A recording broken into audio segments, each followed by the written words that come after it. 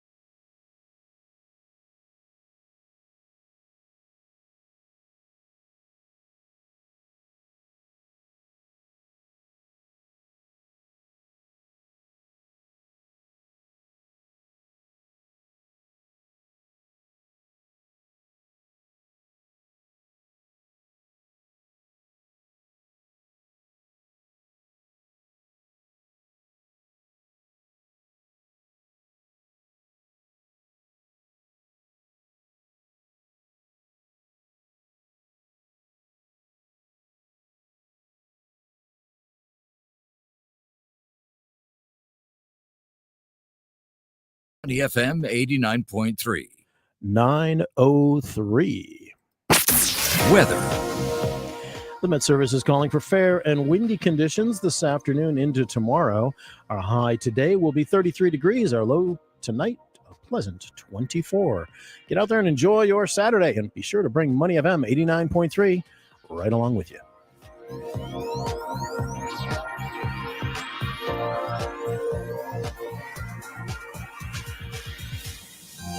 Traffic. Good morning. There's been a vehicle breakdown on the KPE towards the ECP after Tampines Road exit. Accident on the KPE towards the ECP after Airport Road exit. Avoid lane 2. Heavy traffic on the BKE towards Woodlands at Woodlands Road exit. And I tell you where there is traffic, the causeways. Woodlands, 50 minutes into JB, 19 into Singapore. And at the Tuas Second Link, it is 58 minutes into JB and 19 into Singapore. And as always, your weekend morning Saturday message is lane discipline. Lane discipline, discipline, discipline, discipline. We have nothing else better to do on this show. Good morning. If you see anything on the roads that we might have missed, you can share it with us via SMS or WhatsApp at 8855-0893. But please send the message through only when you are safely parked. Helping you grow your money on Money FM 89.3. Money FM 89.3. Financial updates from the Business Times. I'm Chua Tian Tian with some of the market stories that made the headlines this week. Indian Prime Minister Narendra Modi has underscored the threat being faced by debt-ridden developing nations as finance chiefs from the Group of 20 kicked off their meetings. In a virtual address to G20 leaders on Friday, Mr. Modi urged the nations to work collectively to strengthen multilateral banks for meeting global challenges like climate change and high debt levels.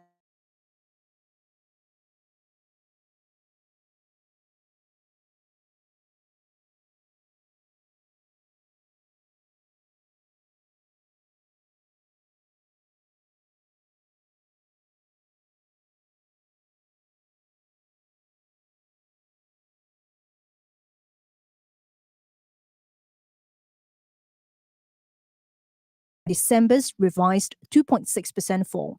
Excluding the volatile biomedical manufacturing cluster, factory output sank even further, down 6.3% year-on-year, reversing from the 0.3% growth in December. January's performance was also worse than what private sector economists had expected. They had earlier estimated a 0.8% expansion. And finally, let's take a look at how the Singapore stock market ended the week. The Straits Times Index gained 0.5% to close at 3,282 points on Friday, snapping a 4-day losing streak in a week marked by shaky investor sentiment on US rate hike fears. In the broader Singapore market, advances outnumbered decliners 293 to 250, with 1.37 billion securities worth 1.17 billion Sing dollars traded. The top performer on the STI was Keppel Core, which gained 2.4%, and at the bottom of the table was Semcom Industries, which lost 1.4%. And that's your finance wrap here on Money FM 89.3. I'm Chua Tian Tian. Those were your financial updates from the Business Times. This is Money FM.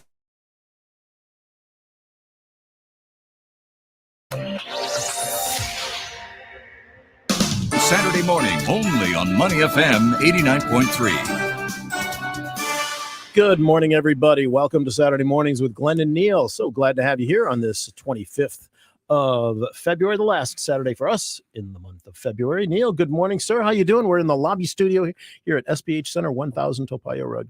I love it here. Yeah. You see life. You see people walking around. You see plants. Out Normally, the back I window. just see you. And it's lovely as you are. It does get old. I get it. It does. Yeah, I mean, yeah. young workers going past, traffic, life, birds, the HDB trees. across the street. It's a community. It's a It Saturday morning community. It is. Speaking of communities, to my right, he's already here, of course. Steve Oaken practically lives here. So now he's going to run into the camera. He's wearing the shirt. We are officially the boy band complete. All we need is to get young Max a shirt, and we have a complete quartet of boy band. Because the boy bands are generally in fours and fives. There you go. You got to have somebody singing falsetto and then, alto and baritone and bass. Yeah. I don't know what that's going to look I like. don't know what I'd be singing. Maxie can do the high stuff. Yeah. How was your week? Actually, he cannot do the high stuff anymore. He used to be able to. And then certain things dropped. And then then a whole bunch of things dropped. A whole bunch of things dropped. That's right. Welcome to puberty on a Saturday morning, right here on Weekend Mornings. Hey, everybody. We're so happy to have you with us, whether you're joining us on Facebook Live or YouTube Live or LinkedIn videos or on the traditional radio or on our audio app. Man, you have got so many ways that you can have your Saturday morning invaded by us. We're on YouTube, Facebook, LinkedIn. Even my wife is enough. I don't need you in 6 different places. Stop it. Pretty soon we'll start, beaming in over the outdoor speakers that they do the SDF,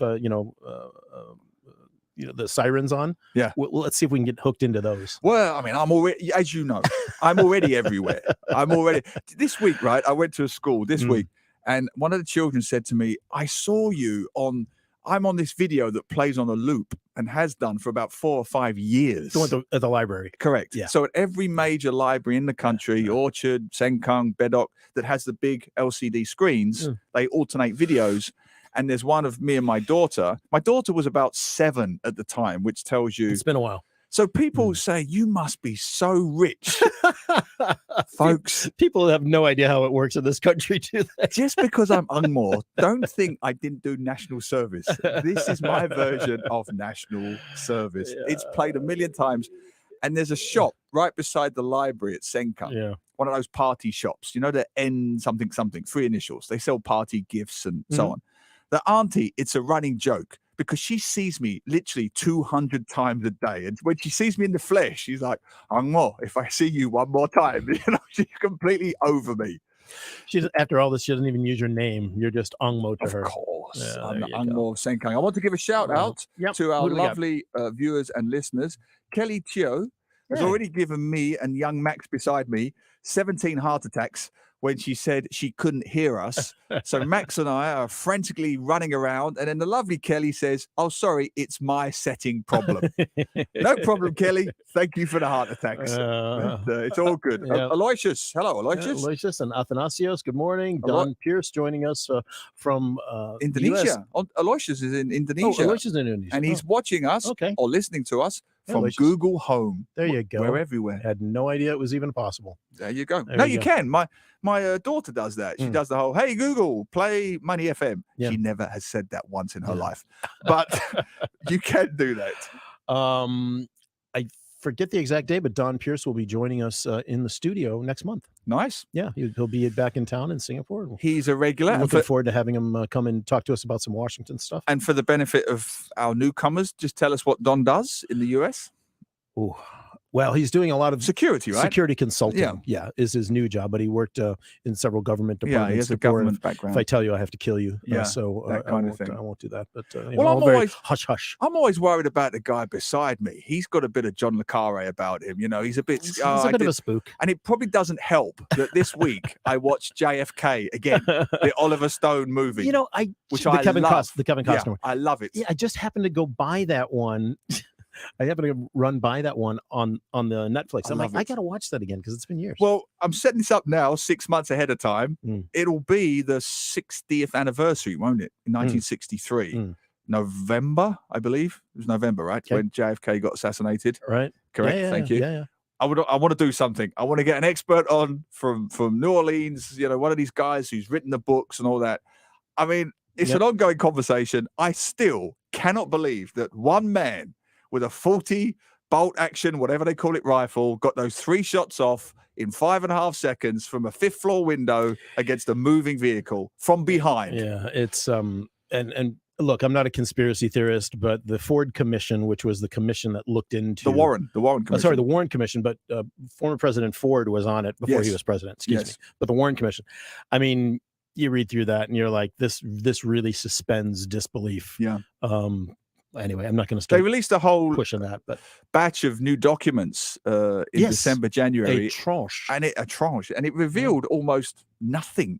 There's some tenuous connections to Lee Harvey Oswald, and Mexico. But if anyone has a theory, a credible theory, I would love to know. I still want to know who killed JFK. It is a bit of an obsession of mine. Let me know on Facebook Live. It has got to be, with the exception of Jack the Ripper, arguably the 2 greatest crime, in inverted commas, mysteries of the last 200 years. It definitely is. Who was Jack the Ripper and who really killed JFK? All right. We're going to jump right into a very special guest who's joining us, guests who are joining us from South America, from Punta Arenas in Chile.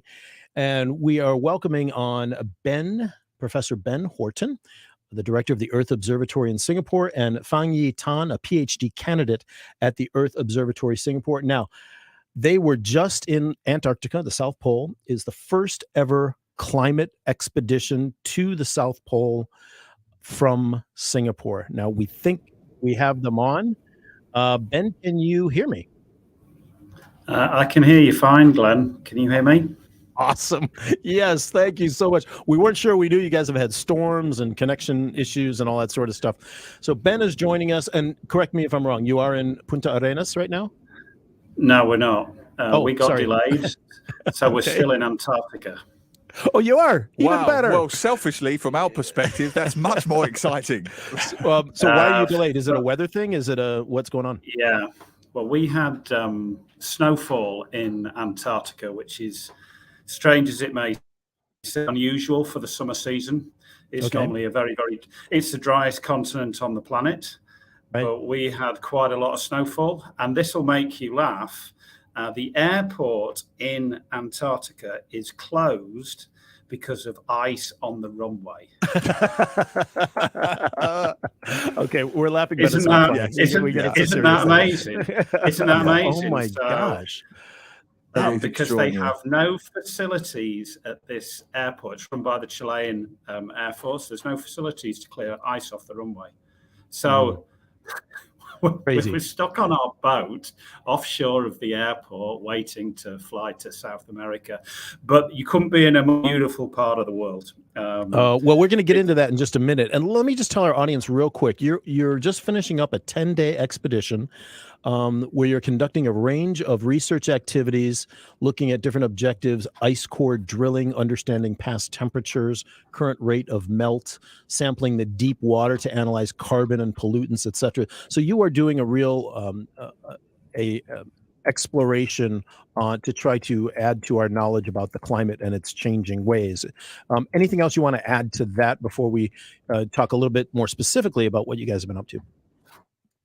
Well, I think the voyage, as you mentioned in the introduction, it's the first science-based mission of anyone coming out of Singapore to start to get involved with the international community that are really trying to understand this fragile ecosystem.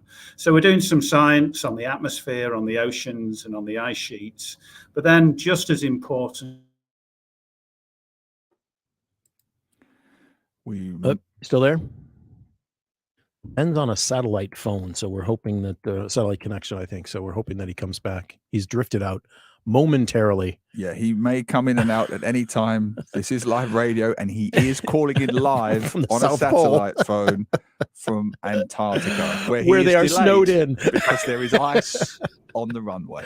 And we're so excited to have him come, and he is also not alone there. They've got an expedition and also a Singaporean young woman who's a PhD candidate, Fang Yi Tan, and she is at the Earth Observatory as well. So we're going to talk to Yi as well, and hopefully when we get them back, we hope we're going to get them back. Are they back now? Are you there, Ben? He's there. I don't know whether you can hear me. Yes, I can. Yes. Yeah. You just drifted off for a moment. I'm but back yeah, now. We just obviously... Okay, so the other thing to say to you is that we're using, for the first time, okay, I'll take that back. This is the second ever live broadcast from Antarctica. Yes. We did the first ever broadcast to Channel News Asia this week. You're not the first, but I think you'll take the second. We'll take the second. We're the first. But obviously, we're trying to use... There you go, guys. But the first the thing about it is that obviously we're using a satellite system from Starlink, from Elon Musk's Starlink, and it's very novel and new. And we're on a boat in the Southern Ocean, just by the Antarctic Peninsula in King George's Island. So it's not a surprise that we keep dropping in and out of satellite contact. Yeah. So, Professor Horton, just to clarify, because you dropped out, you're looking primarily at atmosphere, ocean, and the changes to the ice sheets. What changes are you seeing? What should we be concerned about? Well, I think,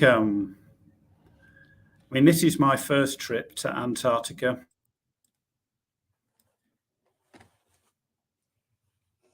.1% of the peninsula. But even when you're just looking at a small segment of Antarctica, the thing that blows your mind is the scale of this place. Antarctica, you can come up with some facts about it, but it's twice the size of Australia. The ice sheet at its maximum is 4 kilometers thick, and it has enough ice within it to raise global sea levels by over 65 meters. It is just quite simply colossal.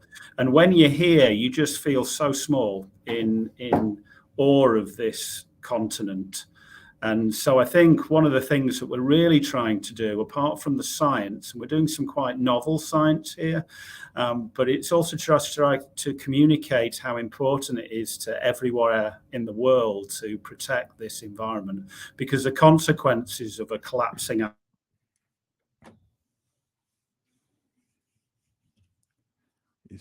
Are you still there? He may have dropped out for a second there, Professor Horton. Just if you're joining us, Professor Horton is joining us live on a satellite phone from Antarctica, so he may cut out occasionally. And those of you who are on Facebook Live, if you do have any questions for Professor Horton, and we would love to hear what they are, and PhD candidate Fang Yi Tan, who's also going to jump on the call in just a minute, they are contributing to Singapore's first to fight against rising sea levels NTU researchers from the Earth Observatory and the Asian School of the Environment are on this expedition, this 10-day expedition to Antarctica, conducting a wide range of research activities to try to gather data. Ben, you back? Oh, we've lost him there for a second. And as he mentioned there, why it's particularly important to Singapore, as he's been discussing all week and previously when he came on our show, that because we're right there on the equator, we're particularly vulnerable as a low-lying island as well to the huge release of these great volumes of water from melting ice caps. He did a wonderful documentary, and Ben, if you can hear us, just jump in anytime you come back. He did a wonderful documentary about going to the North Pole. Going up to the northern hemisphere, Greenland. I believe it was Greenland. Yeah, Greenland. Excuse me, not the North Pole. And the graphics in that beautifully show how we in the equator are much more at risk to rising sea levels because of the curvature of the Earth. That's right. Like we're going to be more impacted than somebody in the northern or southern latitudes, right? As ice melts, for example. And as sea level rises, and some of the statistics are sobering, and whether or not. Whatever you believe about why climate change is happening, it's happening. And I think this is the interesting part. What can we do? Can we do anything to mitigate the dangerous consequences? Yeah. And if Professor Horton jumps on at any time, I'm sure he'll clarify some of these figures. But as you know, we're trying to build everything at least 1.5 meters, I believe, above projected sea levels, 1.5 meters. I'm happy to be corrected on that. However, I've heard Professor Horton say on our show previously and this week that because of the melting ice caps, we're looking at 5-meter rises at the end of this century. So the young gentleman Max sitting beside me hopefully will still be around as possibly my daughter. So this is 5 meters above sea levels. Yeah. Singapore's under the water. Even 10 years ago, when we were close to 15 years ago, when we were living in Mayor Road, they were already raising the road level and the sidewalks by 1.5 meters. So you go there now, it's 1.5 meters higher than it was about a decade ago. And the whole eastern side of the island, they've done a whole bunch of that. We are hoping for Ben. It seems like we have lost him. If he comes back on, we'll grab him and chat with him.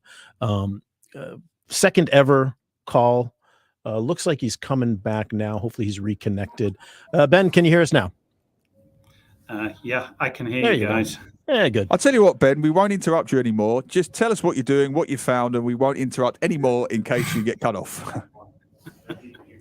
Maybe the satellites don't like the sound of your two voices. So that could well be. You said Elon Musk was behind your connection, right? So, Anyway, go ahead. So, we've come out here. We've got a team of 8 people with us. That involves, a young Singaporean scientist who you mentioned, Fang Yi Tan. But you will not be speaking to her because she's actually performing a science-based experiment right now. And that's more important than talking to us. We get it. Yeah, let's be blunt about that. Okay, nothing wrong with a bit of honesty now and again. And then we have a young American scientist, Assistant Professor Jennifer Walker. She's an assistant professor at Rutgers University. Then we have a social media team, because as I said, the other hugely important aspect of this is to try and communicate to Singaporeans and other people around the world how important it is to protect this environment. So we're conducting some science and we're doing some social media, and this ice sheet is really important to people back in Singapore because, as we all know, we live on a coastal island. A third of Singapore's island is approximately 1 meter above the highest tides, and as I said previously, Singapore has enough. Antarctica has enough water within it to raise global sea levels by over 65 meters. So you only need to melt. He always cuts off. Oh, right. Yeah, right at that moment. I'm back. Oh, there you go. Good. It only melts. Sorry, say again. So why we're at the West Antarctic, why we're at the Antarctic Peninsula is because this is the part of Antarctica that is warming the fastest. Indeed, the West Antarctic Peninsula is warming 5 times the global average. 5 times global average. Wow. Yeah.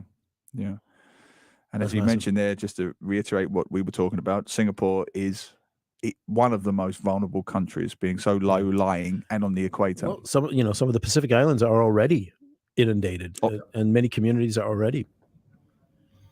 I think There you if go. you can, I mean, we're just going to keep on popping in and out.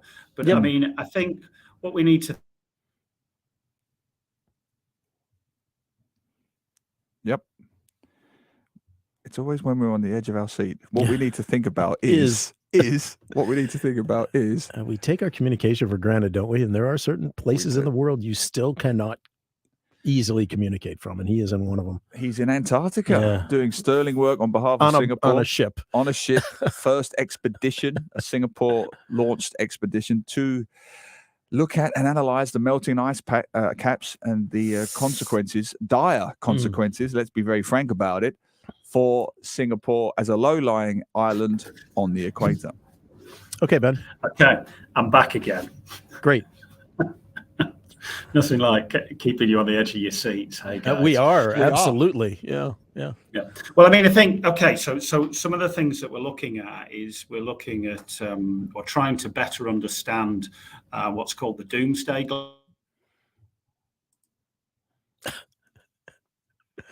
He literally cut off on the word doomsday. Is that like the doomsday machine from Dr. Strangelove? It could well be. It could well be. Oh, the doomsday something. We're facing doomsday. The other interesting thing I hope he will touch on when he comes back is the work that's already been done in Antarctica, and there's been a lot.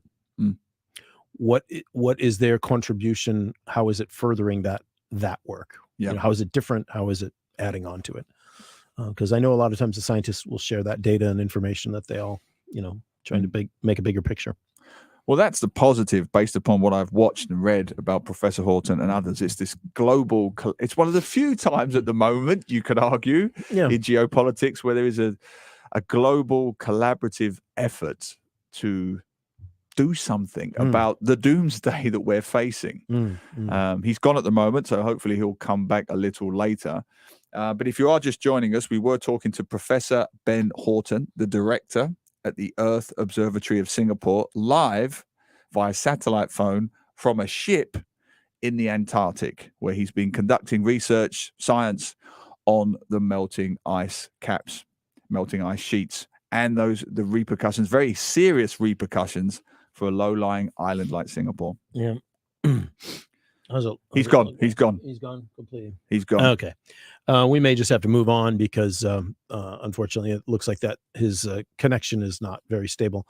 We may try to bring him back on a little bit later if he does come back. But that was Professor Ben Horton. He is with and I think he's back. Okay, Ben, you're back. And we're going to give you one more shot to give us some good information, Ben. I know there's lots to talk about, and we will certainly have you in the studio when you come back to Singapore. One quick question to follow up, and that is the data and information that you're collecting. How will it augment what's already being done or has been done by other scientists studying in Antarctica? Well, guys, I mean, I think that the new aspect that we're trying to understand here is where is the moisture coming from for Antarctica? Because Antarctica is a very complex problem. If there is a lot of moisture in the atmosphere, if it lands on the eastern Antarctic ice sheet, which is at a much higher elevation, it creates snowfall, and that actually creates mass on the ice sheet, which would reduce the influence of sea level rise. However, if the moisture lands on the West Antarctic ice sheet in the summer months, it comes down as rainfall because it's so warm here now, amplifying the melting of the West Antarctic ice sheet, creating catastrophic carving of ice here and causing rapid rises in sea level. So that's what we're trying to do. That's what hasn't really been studied. So we have a variety of pieces of equipment that measure. Can you? No. Yep. Yeah, you're there, Rob. Yep. You're still there, Ben. Okay, so we've got these pieces of equipment that basically sample the air in and around us for looking at microbes, and we're trying to analyze the DNA of microbes because they should provide a fingerprint of where the atmospheric moisture is coming from and where it's going to. And then you can try and calibrate models that project the future. Are you going to have enhanced precipitation on the eastern Antarctic ice sheet, creating snowfall, creating mass, decreasing the impact of sea level rise? Or are you going to get it as precipitation in the summer months on West Antarctic ice sheet, which would cause catastrophic sea level rise? Extraordinary. Ben, we're gonna give you one last word on this, and then we're gonna let you go. But what does everybody here in Singapore need to know about your expedition there from Singapore, and what you guys are doing, and what should people know about Antarctica here?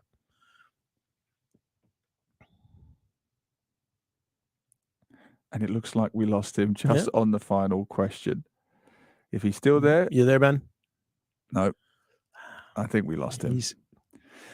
He's on the stream, but he's not able to communicate. So the bandwidth is going down. Yep, he's on a satellite phone, as we said, on a ship from Antarctica. But not to worry, if you missed it or you got pieces of it, we will stitch it all together. So it will be a seamless podcast that we will release later on. You'll get it from all of our usual channels of Professor Ben Horton from the Earth Observatory of Singapore at the Antarctic. And Ben will be back in Singapore in not too distant future, and we will, of course, arrange to have him come in studio and give us all the updates on what's happening. I know some of you had some questions and comments and just didn't have the ability to get to him on those today.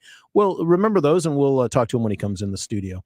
But we're so happy to have Ben join us, even for just a few minutes, with his amazing expedition that they're doing there, that can only hopefully benefit what the understanding of what's happening with this important spot on the globe. Absolutely. And I know there were a few glitches there, which you have to expect. He is calling us live from a satellite phone. He is trying to save, he is literally trying to save the world.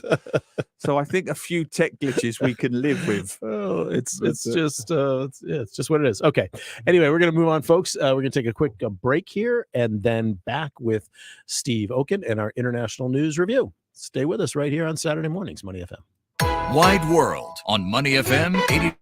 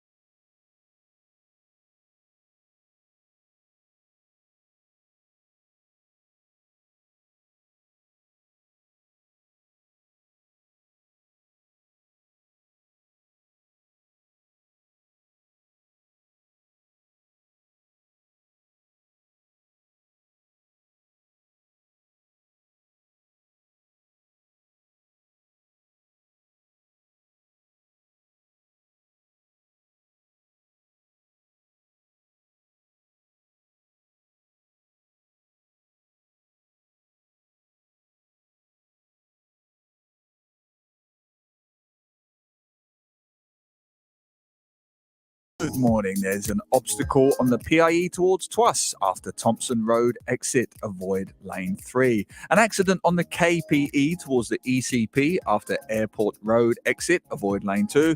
As always, on a Saturday morning, there are roadworks all over the island, particularly around Middle Road towards Bencoolen Street. Avoid the right lane there. Causeways, it's a traffic jam. 48 minutes to JB from Woodlands, 17 into Singapore, flowing quite nicely there. And at the Twas second link, wait for it, 1 hour and 6 minutes into JB. That's 1 hour and 6 minutes into JB, all queuing up for our cheap petrol and potato chips. So keep it right here, drive safely, and that's your traffic on Money FM 89.3. Lane discipline, discipline, discipline, discipline. Quick. If you see anything on the roads that we might have missed, you can share it with us via SMS or WhatsApp at 8855-0893. But please send the message through only when you are safely parked. Saturday morning, only on Money FM 89.3. International News Review. Welcome back to the show, and our thanks to Professor Ben Horton for joining us from Antarctica. We are going to join Steve Oken in our Chile studios here in the lobby of Singapore Press Holdings. How you doing? Oh, wait. Hang on. But how about now? Chile studios, but we're all kitted up in our gear, and so we're ready to go. And I will say, though, I woke up to very depressing news this morning. What's up? Succession is ending after this season. It is. I read that news yesterday as well. One of the great TV shows of the last few years, HBO, the brilliant Brian Cox, just playing Rupert Murdoch, really. But we can't say he's playing Rupert Murdoch. But yeah, brilliant TV show. But they're right to wrap it up. They are right to wrap it up. Don't drag it on forever. But it's I'm going to be very intense watching this season. Absolutely. Great show. All right, let's move on to our topics of the day. First, the Biden trip to Ukraine. Wow, what an interesting path and journey he had to take. Totally under the radar in every way. Talk to us about that, Steve. And probably by now everyone knows that he was there and 10-hour train trip and all that. But what was the outcome, do you think, or have we observed from that trip?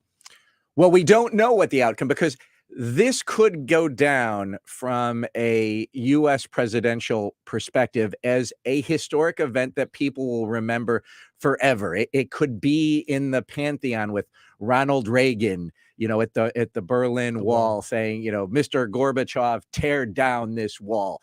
It could be Nixon going into China, meeting with Mao. If Ukraine is to push out Russia from its territory and is to keep its territorial sovereignty, then this will be a historic event.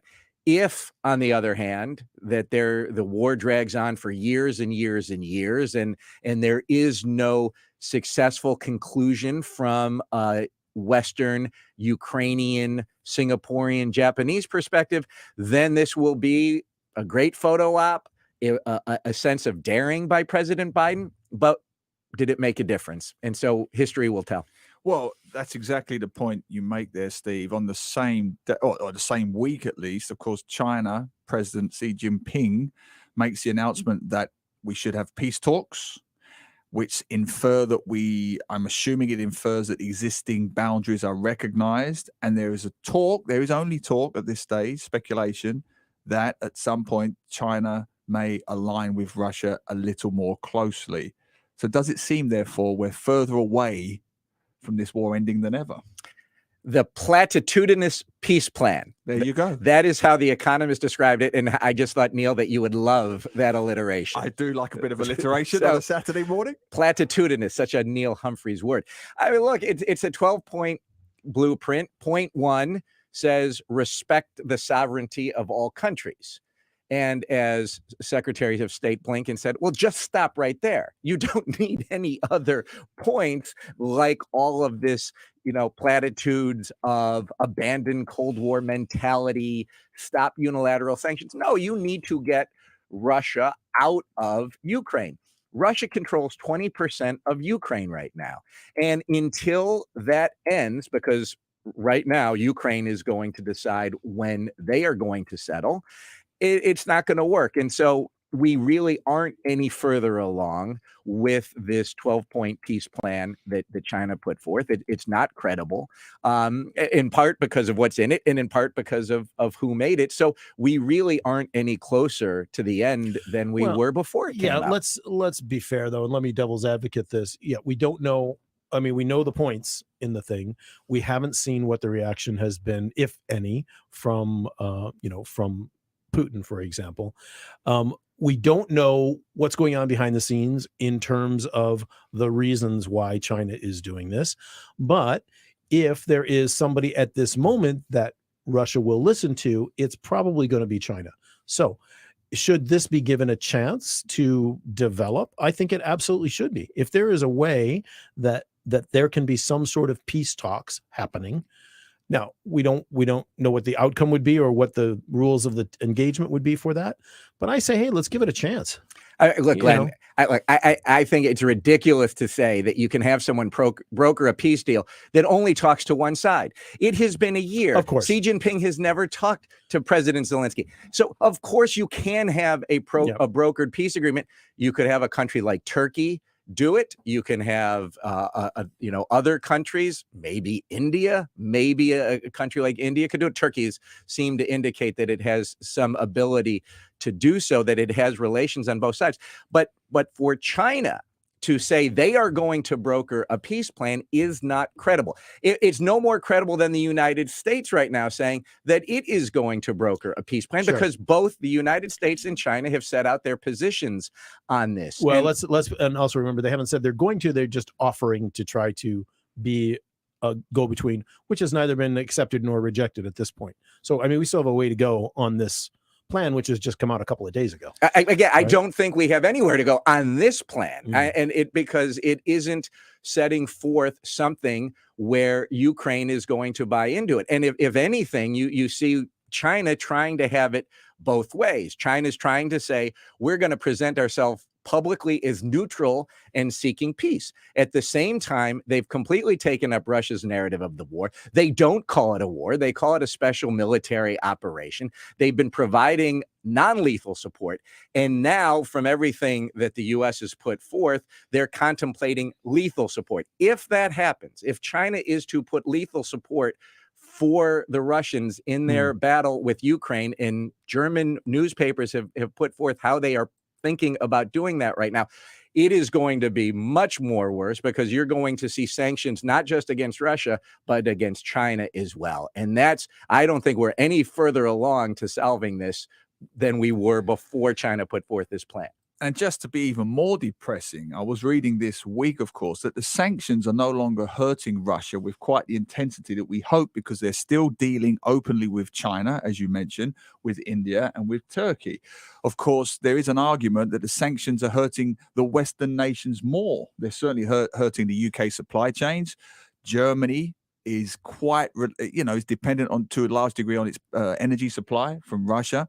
And there's even talk, Steve, I'm sure you've read, that Russia's economy is slowly recovering, which would suggest that the sanctions are not working, and he's doing just fine with his support from Russia and India. And I think that's why, if I didn't look back, but if we look back a year ago when I'm sure we talked about this, I don't think any of the three of us would have predicted that this would have gone on for a year, that something would have happened one way or the other. Now, as we approach, we're now at the 1-year anniversary. Do we think we're going to be back here a year from now? Assuming we're all still here, of course. Do we think we're going to be back a year from now talking about going into year 3 of Russia's invasion of Ukraine?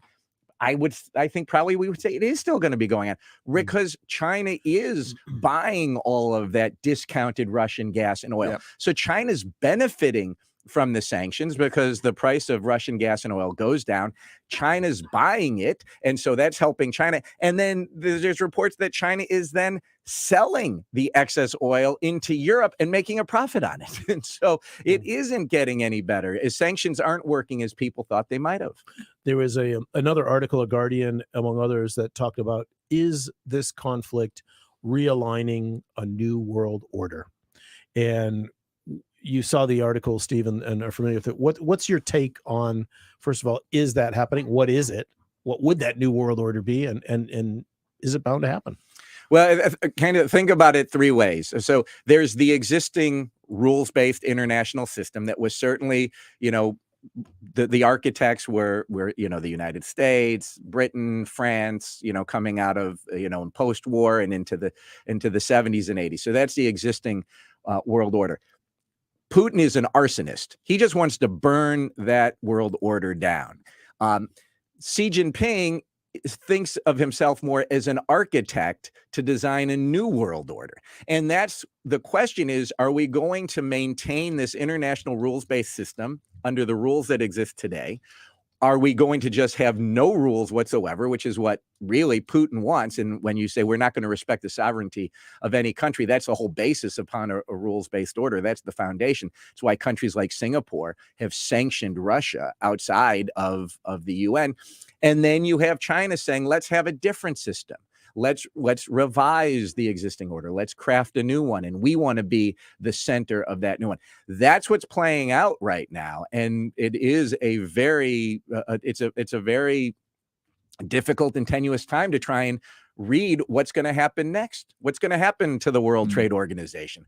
What's going to happen to free trade agreements? What's going to happen to the respect for sovereignty? All of those things are up in the air right now. To try and bring both points together, I do see where Glenn's coming from. Nobody wants this war to go on forever. So any form of peace talks, any form at a superficial level, should be welcomed. On the other hand, you've got President Zelensky saying yesterday, we will not stop until every Russian troop is out of our country. And bringing it back to Singapore, what's his current title? Ambassador at Large, Tommy Coe, wrote a piece in the Straits Times, I think yesterday, basically saying what the repercussions are for countries like Singapore if the Russian troops do not instigate a full withdrawal. If they're allowed to take any of Ukrainian territory in any way, shape, or form, the repercussions for Singapore, for Taiwan, and for other sovereign nations in the world is very troubling, Steve. Well, and if you kind of think of the model of what could happen, right? One model would be, North and South Korea. That war never ended. Right. I mean, there's a ceasefire, but there's not a truce. And you have South Korea's, borders are protected by the United States. The South Korea exists because of the military commitment of the United States. Then you have Israel is another option, right? Where Israel has been, relatively speaking, at peace after a series of wars in its neighborhoods because of the security commitments they received from the United States. And so you've had, relatively speaking, you don't have the open hostilities that you've had before. So the question is, what's going to happen with Ukraine? Is it going to be are they going to join NATO? Is it going to be that there's not a truce, but we're going to have some type of ceasefire? What type of security concerns will security guarantees will Ukraine have? What will Russia permit? All of this has got to get worked out. And it's not going to be people like China or frankly, the United States saying what's going to happen. What are the Ukrainian people going to say? Are they going to say, we want to have all of our territory back? Does that include Crimea? That's a decision for the Ukrainians. Yeah. All right.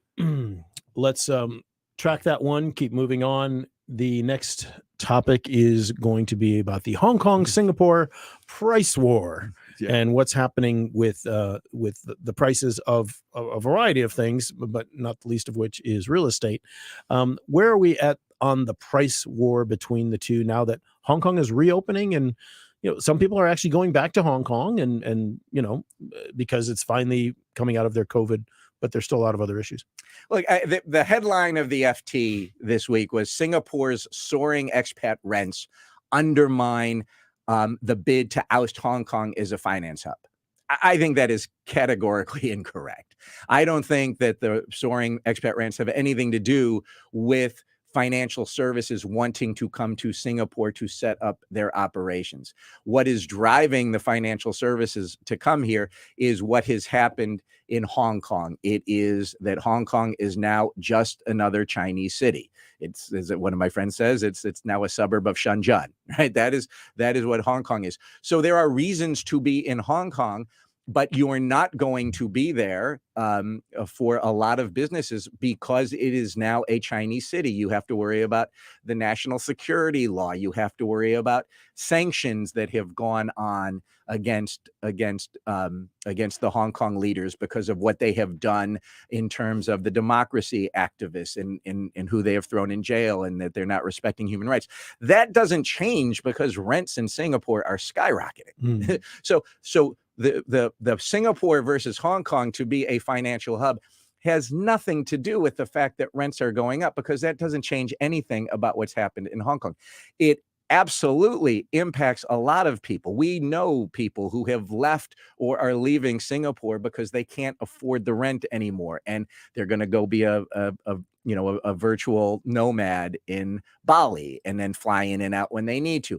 They're going to move to Phuket because you have not only cheaper housing, but you have good international schools that aren't that expensive. So yes, people are leaving, but they're going to be replaced by the people who are coming in who can afford it. And it's going to change a lot of what the expat community here is. It's going to impact Singaporeans as well, because there's going to be a increase in rents, because as people leave the expat housing areas where they are now, they're going to move into HDBs. So then the price of the rents of HDBs are going to go up, and that's going to impact Singaporeans. Huge impact. It's not changing the battle on where the financial hub is going to be. Let's stay with that, because I read that piece and others. You know, a tiny percentage of Chinese multimillionaires is more than enough to swamp Singapore. You know, there's plenty willing to come in, pay all kinds of rent, international schools, car prices. They are almost immune to any kind of increase. What does that make Singapore look like? And I'm slightly surprised it's gaining traction in the media, yes. Hasn't been any kind of government cooling measures yet specifically. But what does this potentially look like, Steve? Does the rich-poor divide get wider? Are there socioeconomic repercussions to this for Singapore? Yeah, I mean, of course, the rich poor gets wider.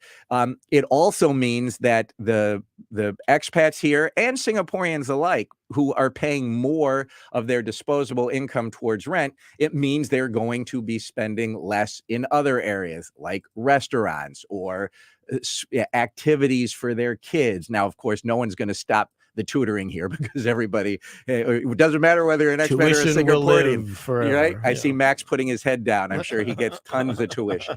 So everybody gets, that's not going to get hit, but it's going to be, do you play soccer? Do you take ballet lessons? Do you take taekwondo lessons? Those types of enrichment that's the disposable income that you could start spending less on. Do you take piano lessons or drum lessons or all of those things? So there's going to be that impact. And so it's going to be felt far and wide. I think what people are trying to look at now is there's been a construction delay because of COVID. So as more units come online, is that going to bring pricing down a little bit? Is Singapore going to allow as many expats and foreign workers in? Are they going to lower the demand there? Then that's going to lower the prices. So things are still playing out, but right now rents are skyrocketing and it's hitting everybody. I just wanted to add to that, if I may, sure. give you a breather there. Yep. At what point does this greediness stops? Okay, I've read the stories anecdotally. You know, they're getting tenants coming up to landlords and saying, you want $5,000? I'll give you 6. You want $6,000? I'll give you 7. So the superficial argument is, how can landlords possibly turn this kind of money down? But it's greedy, yes.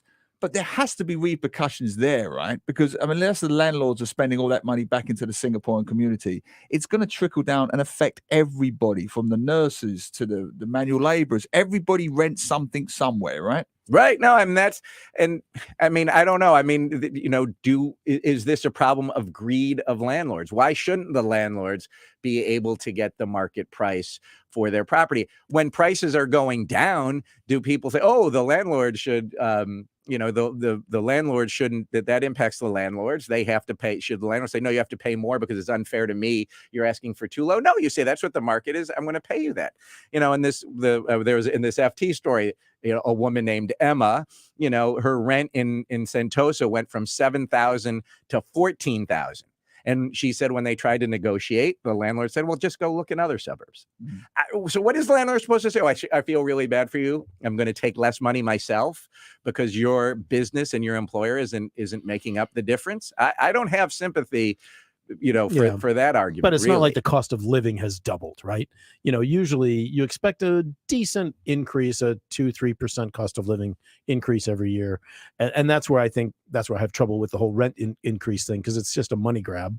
Market forces are what they are. Yeah.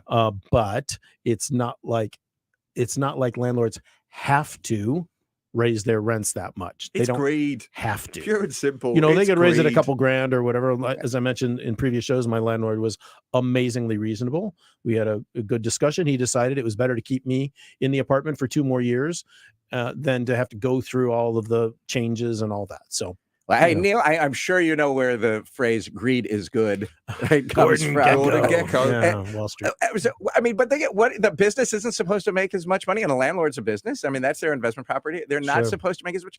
Look, the government needs to decide, should it step in. New York City has said, we aren't going to allow greed. We aren't going to see people get kicked out. We want to see neighborhoods that are mixed, so we're going to have rent control. There are ways that government can step in when market forces get out of control. And one of the quotes in that FT article was, this is from a realtor, who said, look, Singapore's small size means when you apply temperature, things boil fast. And that's what's happening here. You get a little bit of an increase in the number of expats coming on employment passes. You get a large increase in the amount of wealth that they're bringing with them, especially from a little bit north of here. And then prices go way up because things boil fast here. All right. We got to leave it there. Steve, thanks so much. We will see you next weekend. And I will be on with Elliot on Monday. So if you haven't had enough of me in this scintillating conversation, Monday at 4:15 for the Washington Report, my 3rd week in a row. There you go. All right. Thanks, Steve.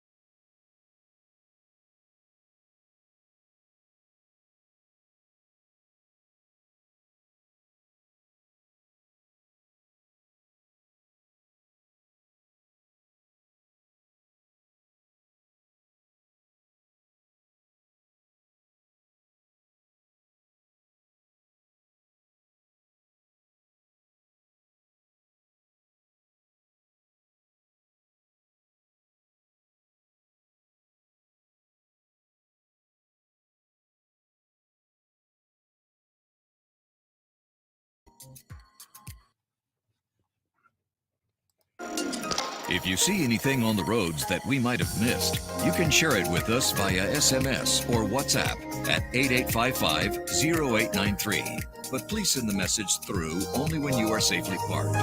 Helping you grow your money on Money FM 89.3. Money FM 89.3. Financial updates from the Business Times. I'm Chua Tian with some of the market stories that made the headlines this week. Indian Prime Minister Narendra Modi has underscored the threat being faced by debt-ridden developing nations as finance chiefs from the Group of 20 kicked off their meetings. In a virtual address to G20 leaders on Friday, Mr. Modi urged the nations to work collectively to strengthen multilateral banks for meeting global challenges like climate change and high debt levels. Issues around debt restructuring of emerging nations such as Sri Lanka and Zambia are at the center of discussions as officials try to reach a common ground on the matter. And Singapore's industrial production fell for the fourth straight month in January as the key electronics sector reversed from the previous month's rebound. According to data from the Economic Development Board, production dropped 2.7% on the year, deepening from December's revised 2.6% fall. Excluding the volatile biomedical manufacturing cluster, factory output sank even further, down 6.3% year-on-year, reversing from the 0.3% growth in December. January's performance was also worse than what private sector economists had expected. They had earlier estimated a 0.8% expansion.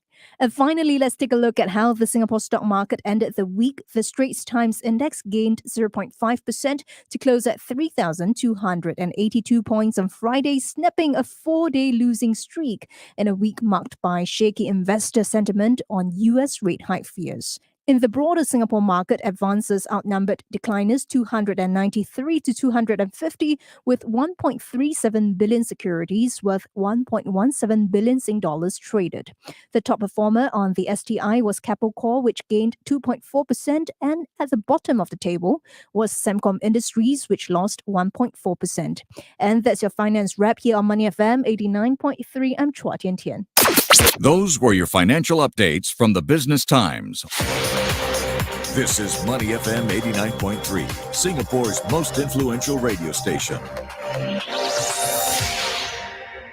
Lau King Huat Singapore presents Klimt Cane Hill, a freehold luxurious condominium at Cane Hill Road, right in the city and minutes to nature. Indulgent facilities from vibrant pools to calming gardens. Spacious homes with luxurious interiors. Live within the golden neighbourhood of District 9 and enjoy life's golden touch at Klimt Cane Hill. Visit our new show suites at Leonie Hill or call 6100 6333. Saturday morning, only on Money FM 89.3. Good morning and welcome back to Saturday Mornings on Money FM 1007 on your Singapore Saturday morning.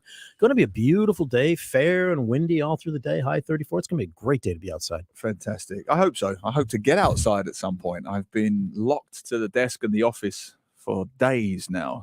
The weeks have been busy with flying. With real work, right? They're flying. And I'm not complaining, but it's every single day now. And I'm trying to do some writing as well, which is what I believe I was put on this earth to do. So I'm trying to find time for that as well. But it's just prep work.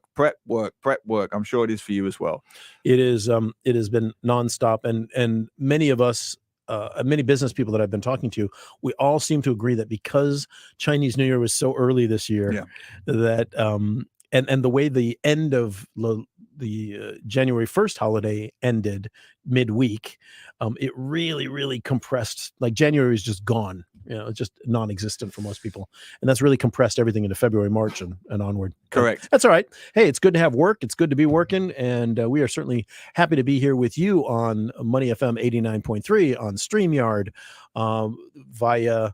Let's see, what do we got now? We're on YouTube, LinkedIn, Facebook, audio, and in the good old radio in your cars, homes, buses, and wherever you may be this morning. Doing it all. We've had a lot of comments, folks, and I'm sorry, we didn't have a chance to get to comments for Ben Horton, who has joined us second time ever in Singapore broadcast media, first time in Singapore radio from Antarctica on a ship at the South Pole. via satellite. That was cool. Yeah, a bit of drum beating you did there for us, but more importantly, what he's doing rather than what we're doing. Come on, we all win. Yes, we all win. But what he's doing out there is truly humbling. Yes, trying to save the darn planet. Yeah, it doesn't get any bigger than that. Yes, we did get a few comments about that. We also got lots of comments about JFK. We got more comments about JFK than anything else. So earlier we were talking in the last hour. Yes, I rewatched. I've seen the movie about 4 or 5 times. I absolutely love it. And Oliver Stone's JFK. Yes, we know Oliver Stone is depending on what side of the political spectrum you are, is either a crackpot or he's onto something. But how can you not watch that movie? And I've done my reading and not think something is amiss, whether it's the mafia involvement or Mexican involvement or Cuban involvement. Someone had to be involved. Do you not agree? And just briefly, Lee Harvey Oswald's background. This guy defected to Russia at the height of the Cold War. He spoke Russian. He lived a high life in Moscow. It sounds like he was either a double agent or KGB or both, or he lived high on the hog, as they say, in Moscow. Yeah. With Russian background, military intelligence, marine training. He then comes back and works in a book depository for $1.50 an hour or whatever he was paid.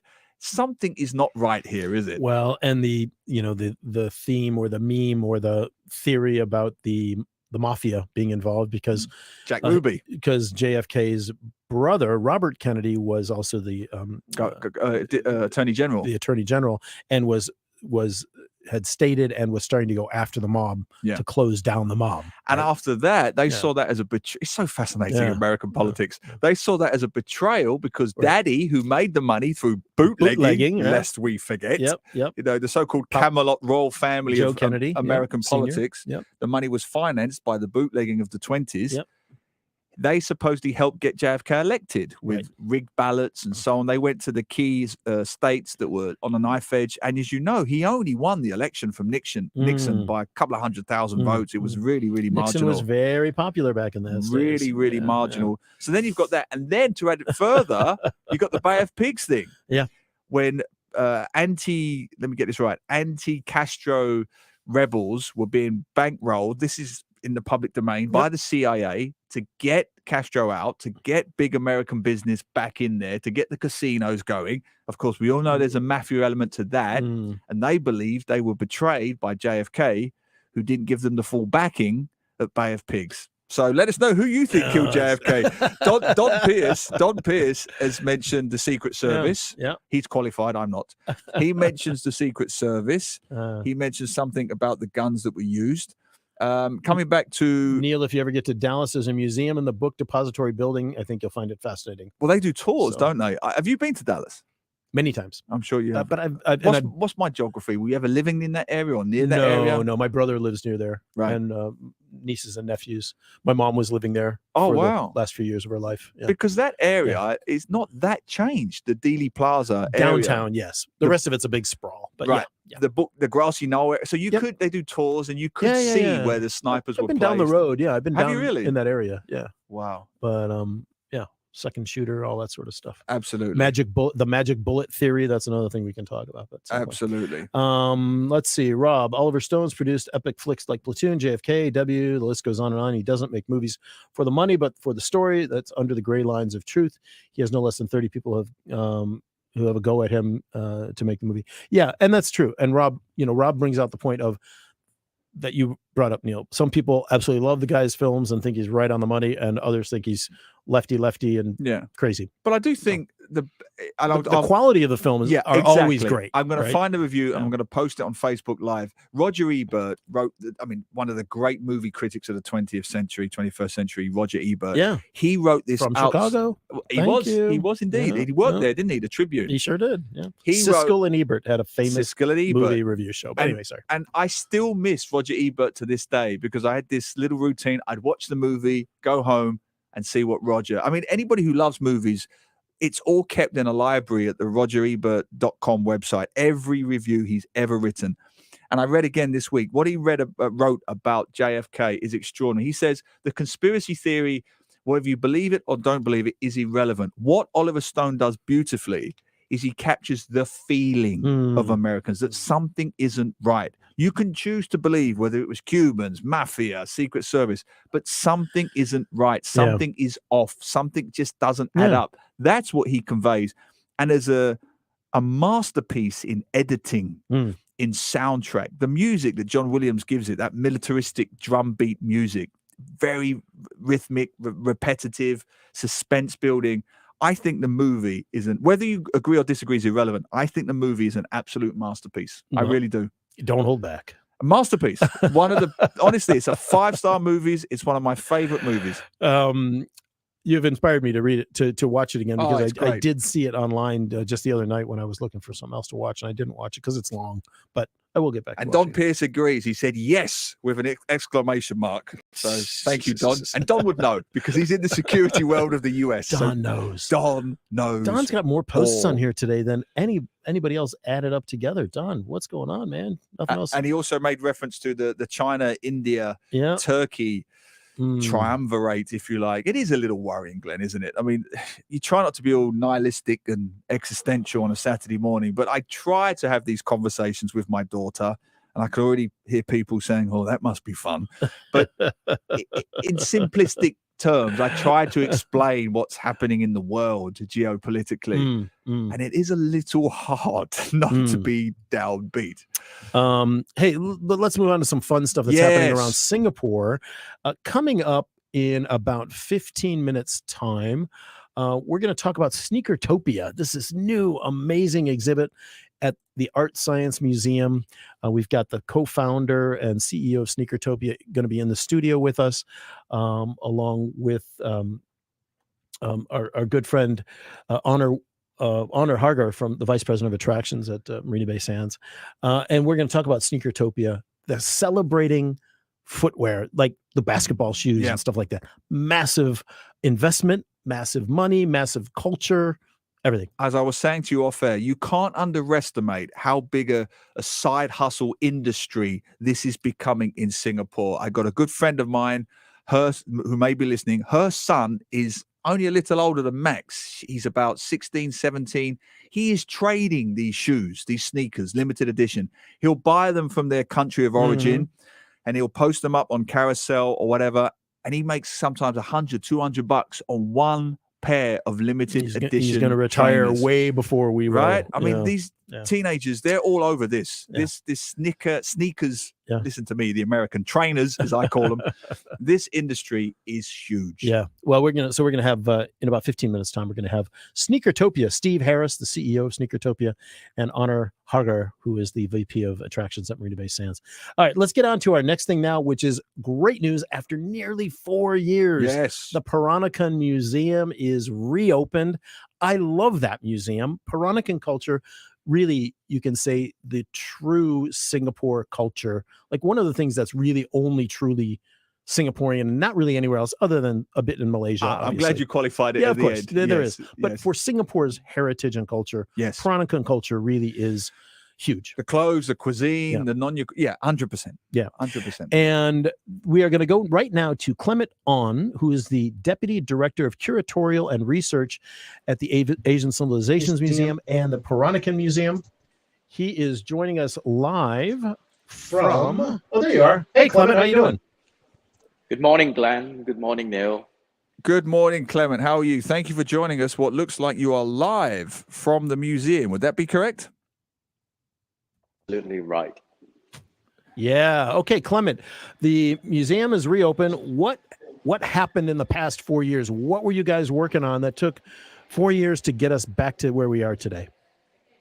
Well, it's 4 years in the making, and finally the Peranakan Museum reopened last week.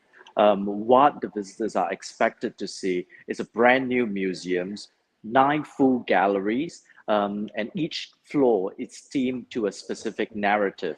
So we are presenting the history of the Peranakan communities through home, through origins. The second floor we talk about home, and then the third floor we focus on styles. And these are very broad and universal themes to explore the beginnings of the different Peranakan communities. And home, we talk about universal space of coming home or being at home, and relates to the different type of material cultures of the Peranakan communities. Again, you mentioned about food. You mentioned about furnishings that were commissioned by the Peranakan museums that they used in their own homes as well. Style as well, the clothes that they wear, the adornments that they they put on in a way of some form of cultural indicators to represent who they are and which communities they belong to. Now, Clement, you are live at the Peranakan Museum, and we appreciate you for doing that. So if you have any plans to go anywhere, we will just follow you. We're happy to follow you. All right. And as you do that, I will ask you this question. You have picked more than 800 objects and artifacts and set pieces. I mean, you must have a treasure trove of artifacts to choose from. And as you walk around the museum and show us, how do you make that decision? What goes in? What are you looking for that you think is worthy of inclusion? Well, it's a very difficult decision, and we work very hard internally with the curatorial team. At the same time, we also gathered all the different Peranakan communities, also by means of the association. So you will see the involvement of the Peranakan Association of Singapore. You will see the involvement of the Indian Peranakans, the Chitimalakan Association. You will also see the Arab Network, the Arab Peranakans, and the Jawi Peranakan as well. So the new museum, it also built upon the model of a very inclusive museum approach by showing a lot of some of them objects belongs to the museum, of course, but in a way also a lot of objects that comes from personal effects that comes from the different families locally and regionally as well. Which that was part of the former museum as well, as I recall. There were family collections, heirlooms, and things that were in. And just for our friends who aren't watching visually but are listening on the radio, you're now standing in front of a wall of looks like family photos. Is that what it is? Explain to us what that is. Well, I'm standing in the Origins Gallery where we trace the early beginnings of all the different Peranakan communities coming into this part of the region. And here we have a series of portraits, pictures of the different Peranakan communities. They're all arranged thematically. They're thematically in the sense of early photography to a modern photography today. Nice, it's beautiful, and we see the different clothing styles. Some are quite traditional, some are very Western looking, as we know that was the blend of Peranakan styles. And are you still there? Yep. Okay, there you go. Yeah, sorry, I thought I lost your audio. Okay, where are you taking us now? You're walking. Isn't it fun to do a walking tour with us? We're loving this. Well, Glenn, this is my first time doing a live streaming virtual tour, so I'm still getting used to the selfie stick at this point. Well, I'm walking up to the second floor right now. Okay. So give me some time. And the second floor, we are focusing on the theme of home. Okay, so just tell us a little bit about the theme of home as you get there.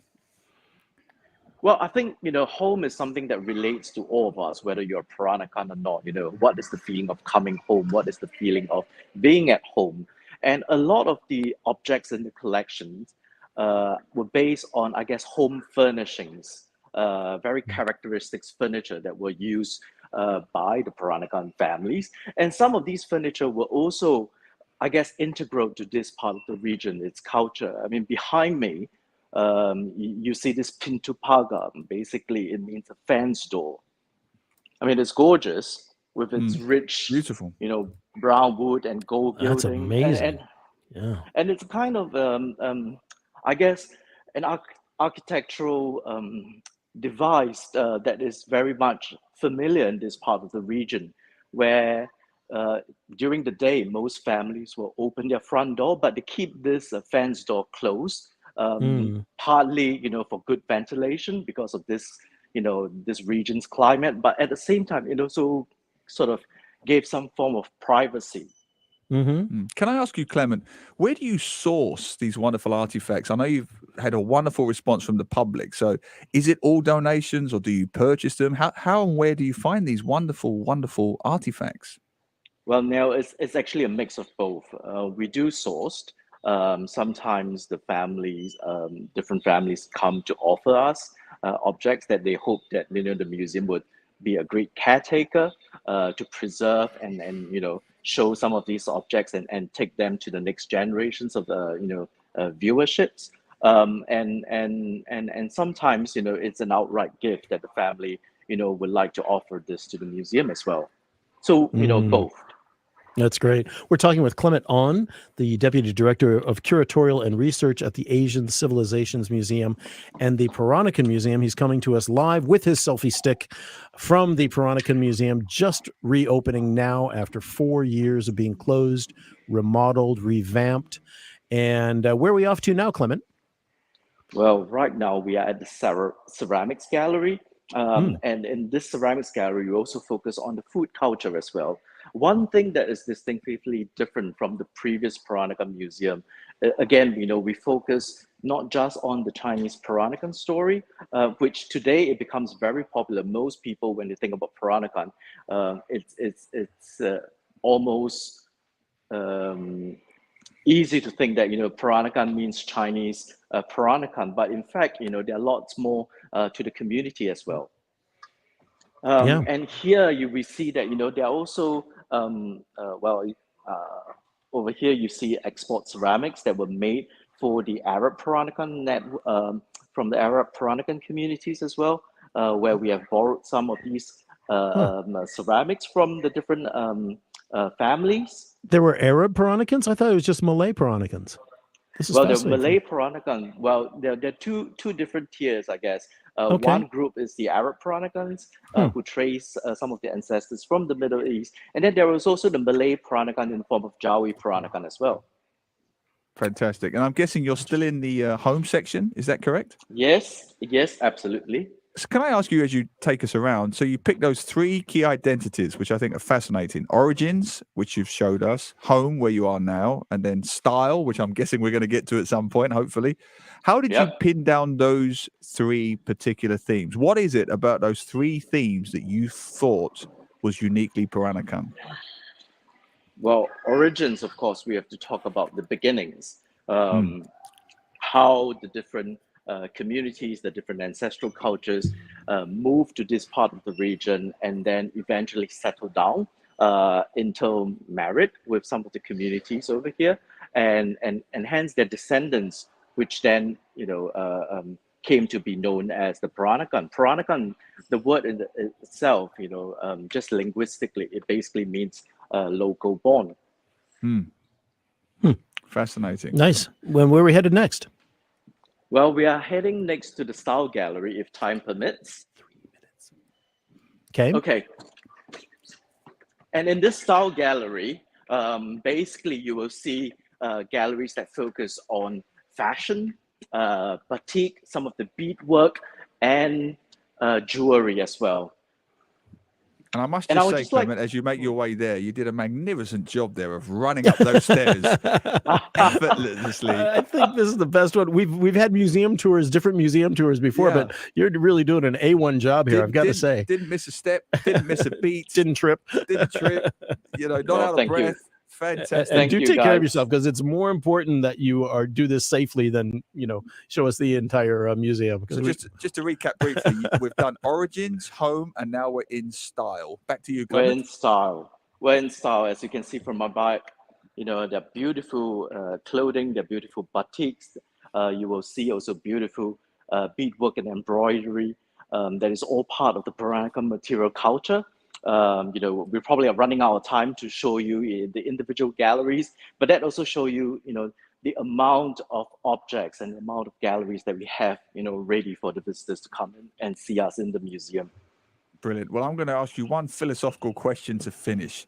Doing all this research, all these wonderful artifact gathering, what is Peranakan to you? Well, Glenn, it's not an easy question to begin with. I think there is no one way to define Peranakan culture. If you take it as a cultural a definition, it's a phenomenon, again, as we explained, of different communities coming into this part of the region, eventually they settle down and their offsprings, the following descendants are known as the Peranakan. But as we see, the meaning and the definition of Peranakan today is shifting as well. How do you see about the new migrants coming in who settle in Singapore or this part of region? Does that mean that then their next generations could also be termed as Peranakan? I mean, rightfully so if you follow the historical definition as well. So it is really, I see it as a cultural phenomenon than anything. Yeah. Clement, as right before we go, opening hours, I believe, are Singaporeans and PRs free and others need to pay? What is the schedule? What does the process look like of people actually going to the museum? Do they need to book in Well, advance? Nope, we are open from 10 a.m. to 7 p.m. every day. And right now, for all Singaporeans and PR holders, it's free admission to visit the permanent galleries. There will only be a ticket charge if it's international visitors. Okay. Fantastic. So get down to the Peranakan Museum. Well, 4 years in the waiting. We are so excited. And I just want to also mention one more thing, and that is, Clement, the next interesting exhibit that you have at ACM, at the Asian Civilizations Museum. We'd love to have you on about that as well. Thank you. Thank you, Glenn. And thank you for a wonderful, breathless whirlwind tour. You might be a contender, Clement, for best live museum tour yet. What do you think, Glenn? Absolutely, you're right up at the top of the chart right now, Clement. Thanks so much to Clement Ong from ACM and the Peranakan Museum. Have a great weekend. Thanks, guys. Bye-bye. Thank you. Singapore Homebrew on Money FM 89.3.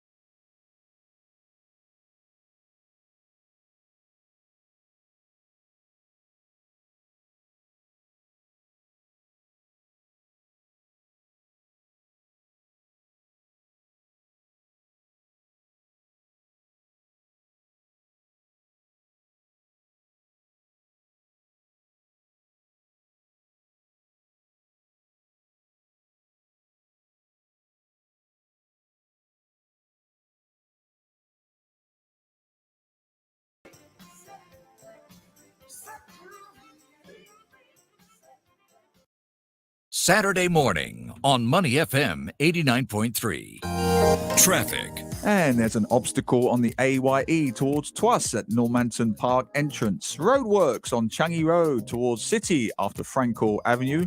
Also roadworks on Thompson Road towards Newton after Marymount Road. So be careful. There are roadworks all over the island on a Saturday morning. So as always, drive with caution. On the causeways, it is a traffic jam. Woodlands, 1 hour and 2 minutes into JB for those cheap potato chips, and 17 minutes into Singapore. At the Tuas second link, why everybody wants the cheap petrol this morning. 1 hour and 5 minutes into JB and 25 minutes into Singapore. And as always on these traffic jams, lane discipline. Lane discipline. There we go. All right. And that's your traffic. Anything else? Okay, that's good. Thanks, Neil. If you see anything on the roads that we might have missed, you can share it with us via SMS or WhatsApp at 8855-0893. But please send the message through only when you are safely parked. Saturday morning, only on Money FM 89.3. Wide World on Money FM 89.3. Welcome to Saturday mornings, back to Saturday mornings on Money FM 89.3. Glenn and Neil with you until noon today. And in our Wide World segment today, we are going to Sneakertopia at the Art Science Museum at Marina Bay Sands. Joining us now in the studio, Steve Harris, the CEO and co-founder of Sneakertopia, and Honor Harger, the Vice President of Attractions at Marina Bay Sands. Those of you who don't know about Sneakertopia, it is an exhibit of famous shoes, of street art, of videos, of posters, of models, of all kinds of things that have to do with limited edition and famous and some not so limited edition sneakers. And Steve and Honor, it's a pleasure to have you both in the studio today. Steve, why don't we start with you? Give us the overview of Sneakertopia. Hang on just a second, Steve. Sorry. Steve, why don't you go ahead and give us the overview of Sneakertopia? The overview of Sneakertopia is it's a celebration of the icons and idols of sneaker culture in sports, music, film and television, art, and fashion. And in this iteration and evolution of Sneakertopia, which started in LA in 2019, we are really excited about the new artists that we have locally that are part of the show. So originally in LA, it was always very internationally cast. So in LA, we had artists from Korea and Canada, local artists, New York artists. Here we have 13 additional artists from Singapore, your hometown, included within it. So it's expanded, evolved, and it's really all about what sneaker culture is. It's a very inclusive culture that is that doesn't discriminate against age, race, income. It's a culture that people love and that they're able to connect through, their love and passion for sneakers. So many questions I want to ask you about this, about the sneakers or trainers, as I still call them. What is it that you think has made this really explode? Because it has in the last 5 or 10 years. I've got friends of mine in Singapore. Their children are actively buying and selling these limited edition sneakers. They're going to sneaker fairs and trainer events. What is it about this phenomenon that has really made it explode in the last few years? It's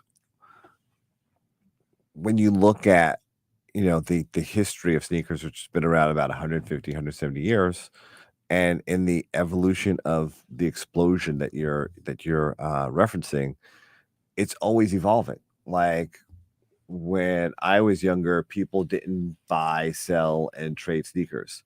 And if you wanted to buy a pair of sneakers, it was what you had access to locally. You didn't have the internet and apps and people that had a whole second market for what if you didn't live within a vicinity or go visit your family on vacation, like you never had access to that sneaker. And now instantaneously. So I think that that explosion that you're talking about is matching the evolution of technology that literally has made the world flat and everybody again more connected and more accessible. Let's bring in Honor Harger, the Vice President of Attractions at Marina Bay Sands. And Honor, why is this fun for you to bring this particular exhibit to the Art Science Museum? The Art Science Museum has done so many amazing things over the years, but why this one? Yeah, so I've had the pleasure of being in charge of Art Science Museum for 9 years, and we think of ourselves as a museum, which is a different kind of museum. And some of the projects that we exhibit in Art Science Museum sort of sit between, kind of cultures. We do art, we do science, we do tech, we do culture, and that I guess kind of interdisciplinary kind of focus gives us the platform to be able to bring stories and cultures into the museum that are often not seen in a museum. And I think sneaker culture and street culture more widely is a really good example of this. Kind of its creativity, self-expression, collecting, which is happening, kind of outside the context of, kind of museums and institutions. And what's really interesting about sneaker culture and what we really enjoyed when we dove into this exhibition is all of the interrelationships between sneaker culture, hip hop, kind of the film scene, sports, kind of fashion and technology, and how these subcultures, kind of interweave and interconnect, kind of, really form something that deserves respect and deserves the kind of attention and kind of focused attention that you get when you put something in a museum. Steve, Steve, go ahead. It's funny as you said that, Honor, it gave me chills because Mr. Sabotage, his collection, when Honor said collectors and people collect, back in the day, you know how many people that have come to Sneakertopia and be like, oh, I used to have those. Right. I thrashed them. I threw them out. I had no idea they're going to be worth $30,000. $30,000? Like, wow. Even as worn out ones, right? Yeah. I know it's interesting. And Steve, when we're talking with Steve Harris, CEO of Sneakertopia, and Honor Harger, the Vice President of Attractions at MBS. And Steve, were you surprised at any of the curated regional or local sneakers that you've seen here in the attraction? Because at the attraction at Art Science Museum, there is a lot from local artists and local collectors. Anything strike you from that?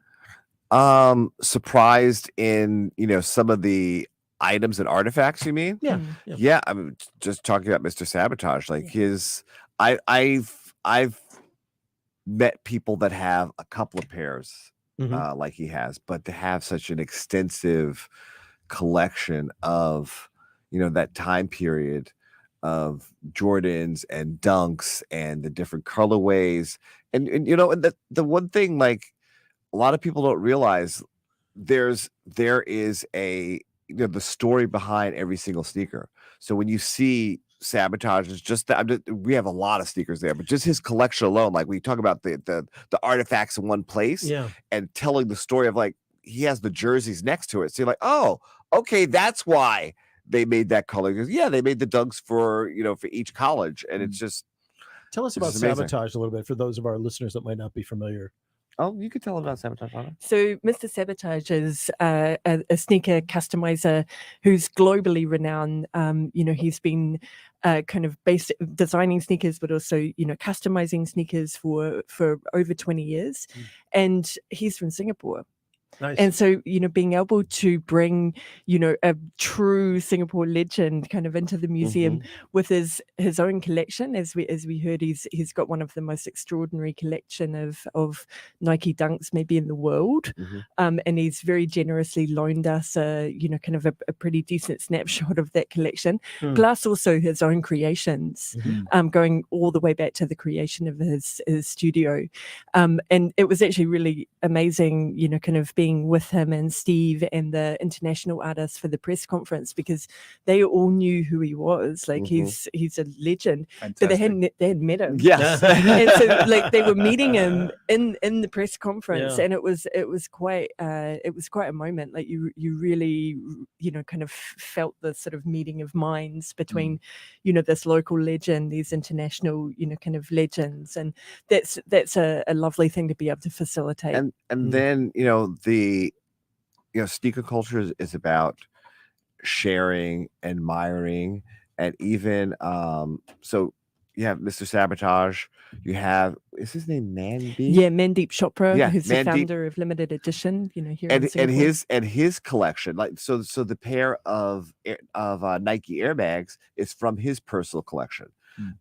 He owns a lot of sneaker stores here, and just over the years he's pulled stuff aside from his personal collection that's just his, that is not displayed.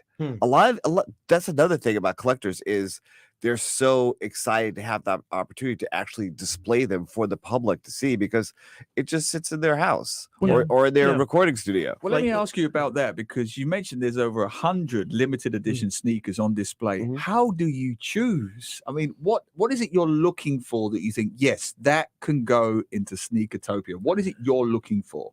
Okay, I'll give one example. So with JJ Lynn's his collection, the Canto Pop Mando Pop singer. Yeah, everybody knows him in this part of the world. Yeah, we know him all over the world. Yeah, fair enough. Yeah, to be modest, and to communicate with him and have this conversation, and have him sending pictures of his sneakers that he's pulled, and then I'm curating from his collection, and we're having a whole conversation about, okay, so first, this is going to feel like my living room, or this is like my man cave.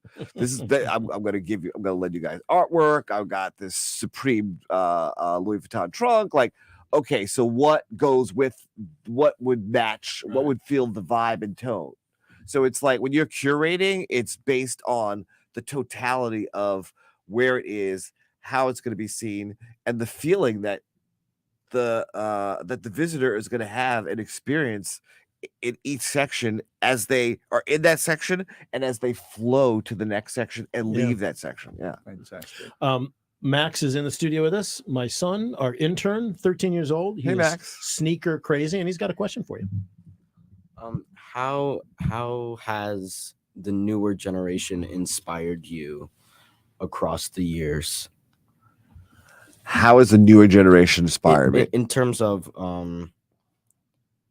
the buyers or the makers? In terms of influencers or different people, different collectors, how has it inspired you?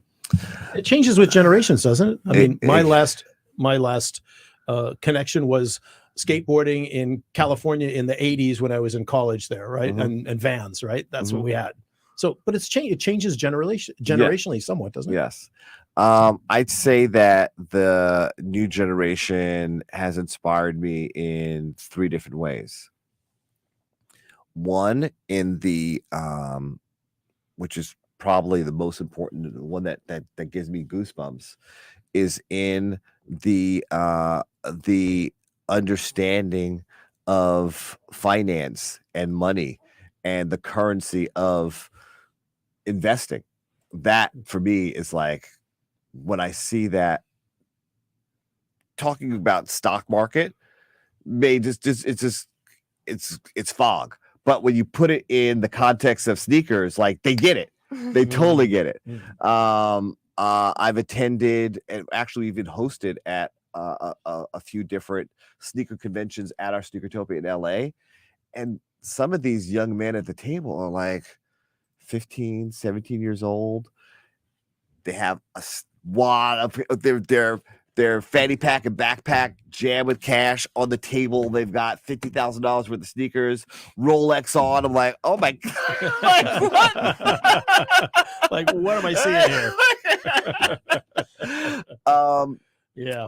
And then second, that I get most excited about the new generation is that there are young designers, whether they're designing their own hoodies and t-shirts, customizing their own sneakers.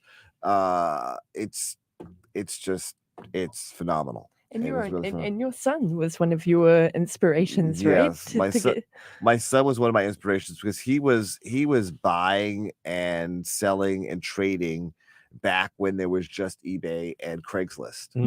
So I mean, I've told the story a couple of times, but he came home from school, come from school, do your homework, have dinner. It's like 7:30. He's leaving the house with a shoebox. I'm like, where are you going? What are you doing? Oh, I'm going to meet John. And I'm like, what?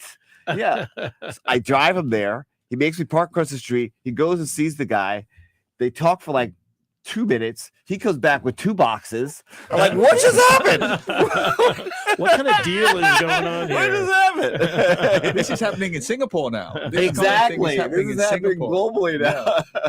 But let me ask you, Honor, about that, because this is the interesting thing to me. You think of Sneakertopia and you think, oh, it's just for kids. But then you think, hang on a second, as you mentioned, 150 years, when these guys showed me the photo of the Nikes from Back to the Future 2, I'm going. And then when I think of the Air Jordans from the 80s, I'm going, this is actually an exhibition that is completely multi-generational, Honor.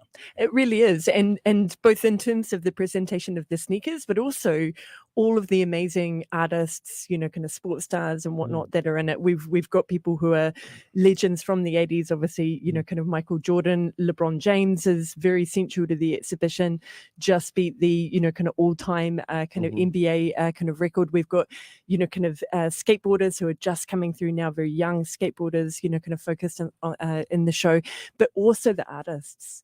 You know, kind of like there's, as we heard earlier, there's 17 Singapore-based artists, 13 international artists, and they do cross generations. We've got some of the kind of the street artists who are really part of the kind of OG kind of generation of street artists in Singapore that came through in the late 80s and the 90s in the show. And then super young artists, you know, kind of who are not even 20 yet.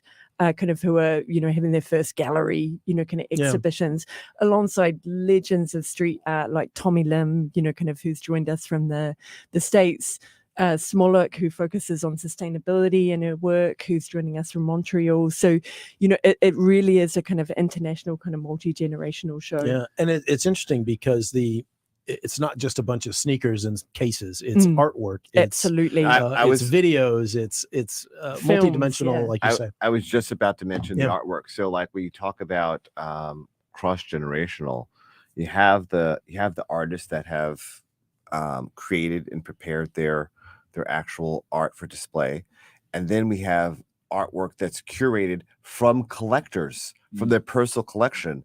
JJ Lin has his Banksy in there. Wow. I was looking up his name, but do you know his name, the one with the Futura? Yeah, exactly. We've got a stunning Futura kind of in the Futura, one of the absolute godfathers of street art from the States in the 1970s. Yeah, that's the Banksy from JJ Lin. Yeah. That's a really good Banksy too. You know, kind of not all, you know, kind of works that you're going to see by him are amazing, but that's a really good one. Yeah. It's shown in the gallery with the Tommy Lim, and it's gorgeous. So the Futura is from this guy. Yeah, so this is from the Culture Story. The Futura that we've got in the exhibition is from a collector called the Culture Story, Ning and her dad. And they've lent us a couple of works, Singapore-based kind of collectors in that gallery. Kind of that we're seeing there on the screen. So yeah, extraordinary, you know, kind of blue chip art alongside, you know, kind of really the history of the moment where Sneakertopia, where sneakers became, you know, kind of a phenomena. And so I do think there is something in this exhibition for everyone. And on that point, I'm fascinated. I can't wait to go, by the way, but I'm fascinated by the pop cultural crossover. Like you mentioned Back to the Future 2 there. They've shown me some shots with movies. So you talk about the movie crossovers in some examples. Like, could you give me some of them? Because I'm fascinated by that. McFly, I guess. You have Space Jam. You've got Back to the Future. We've got artwork by McFly that has movie his interpretation and inspired by movies, but his sneaker interpretation of it from Pulp Fiction, which is the shoe addiction. It's the classic Uma Thurman pose. Yes. But the Ali Mae, who is a sneaker designer, he's got her posed like in his drawing like Uma Thurman, and the color and the poster looks just like the Pulp Fiction, but it's called Shoe Addiction. He's got the ET movie poster with Michael Jordan, says MJ instead of ET. It's just can't wait. Can't wait to see It's it. great. It is a fantastic exhibit. Max and I went down the other day for the media preview, and we didn't want to leave. Like, we just wanted to keep going back and looking. We took a million pictures, right? Obviously, as one would do. But at the end of it is a pleasant surprise, which is there's a place you can buy merch. You can buy shoes, you can buy T-shirts, you can buy hats, you can buy all kinds of stuff by the various artists who are represented. And that's actually worth mentioning too, not just for commercial reasons, but the curation of that shop is a lot of thought has gone into it. Mr. Sabotage has got kind of some of his items on show. He doesn't do retail, so this is really quite special. JJ Lynn's lifestyle label SMG, kind of is in the shop. Plus, we've got these beautiful custom made kind of T-shirts by some of the artists. Kind of these are one-offs. You can only buy them in that retail shop. Beautiful collection of kind of footwear curated by Mandeep Chopra from Limited Edition. So it's special. I have to say the prices are not cheap. So it's if you think you're going to get a bargain, you're going to get a limited edition, something you might want to have and hold, and hopefully will gain value. Investment. And I'm guessing also on that point. All right, so that's my perception. So yes, the prices aren't cheap, but there's items across the board. Like you don't have to buy a $1,500 statue. Like there's T-shirts, there's books. Like some for everybody. That's for everybody. And I'm guessing this gives support in some cases to the local artists. Absolutely. Yes, it's a showcase for them. Absolutely, yeah. And I should mention too, two of the local artists have teamed up with Action City to create art toys, one-off, kind of limited edition, and so those are in direct support of the practice of the local artists.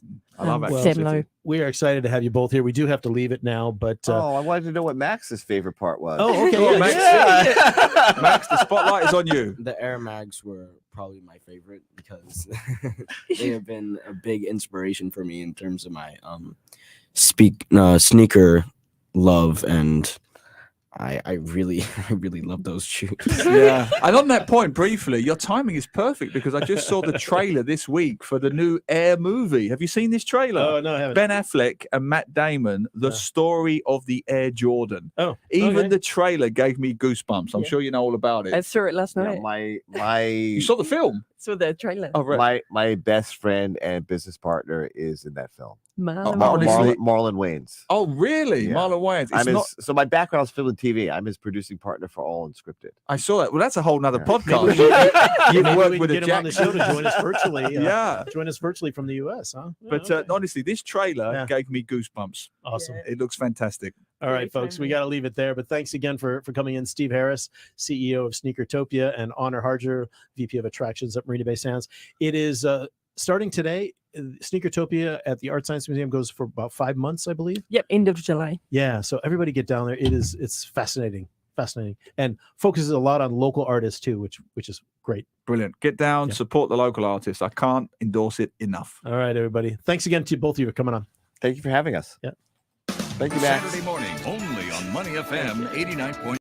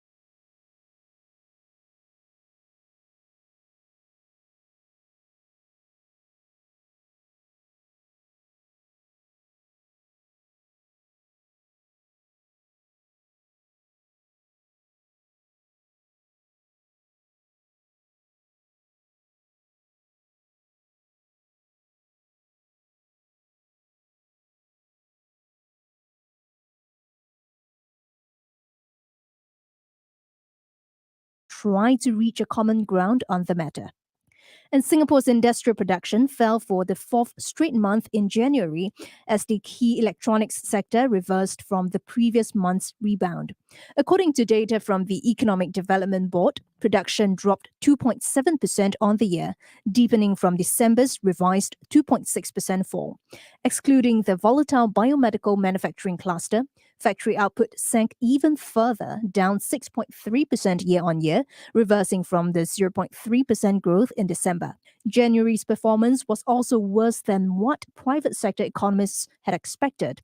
They had earlier estimated a 0.8% expansion. And finally, let's take a look at how the Singapore stock market ended the week. The Straits Times Index gained 0.5% to close at 3,282 points on Friday, snapping a 4-day losing streak in a week marked by shaky investor sentiment on US rate hike fears. In the broader Singapore market, advances outnumbered decliners 293 to 250, with 1.37 billion securities worth 1.17 billion Sing dollars traded. The top performer on the STI was Keppel Core, which gained 2.4%, and at the bottom of the table was Semcom Industries, which lost 1.4%. And that's your finance wrap here on Money FM 89.3. I'm Chua Tian Tian. Those were your financial updates from the Business Times. This is Money FM 89.3, Singapore's most influential radio station.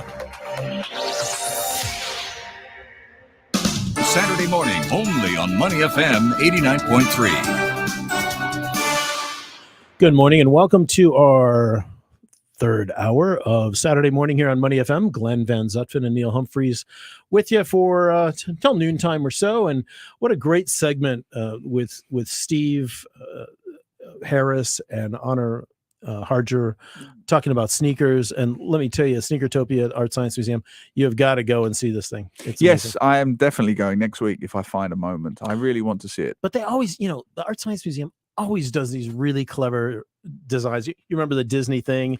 They had the Star Wars thing, Star they had Wars, Mickey Disney, Mouse, brilliant, all fantastic. NASA, the space guys, and really how science does blend with art in a very logical way in many cases. And again, their timing on this one is impeccable, because I wasn't overstating it when I said it is becoming, I mean, you can't even say underground phenomenon now. Every woman and his wife, as they say, are trading in these trainers now. Young people are doing it. It's become every woman and his wife. Yeah, I don't know what I was saying. Man and his wife, dog and his pulling wife. something out of there. Yeah, but they're all doing it. They're all doing it. It's become extremely popular in Singapore, this buying and selling of trainers. I can't say sneakers. I'm not American. It's trainers. But it is Sneakertopia, not Trainertopia. Yes, so, but I just can't say the word. At some point, you're going to have to jump over to our side. I'm not doing your Star Spangled Banner nonsense. But yes, no, it is. And I'm genuinely interested, as I said on the show, about the pop culture crossover. How the tentacles of these trainers have gone into movies and music and fashion and so on.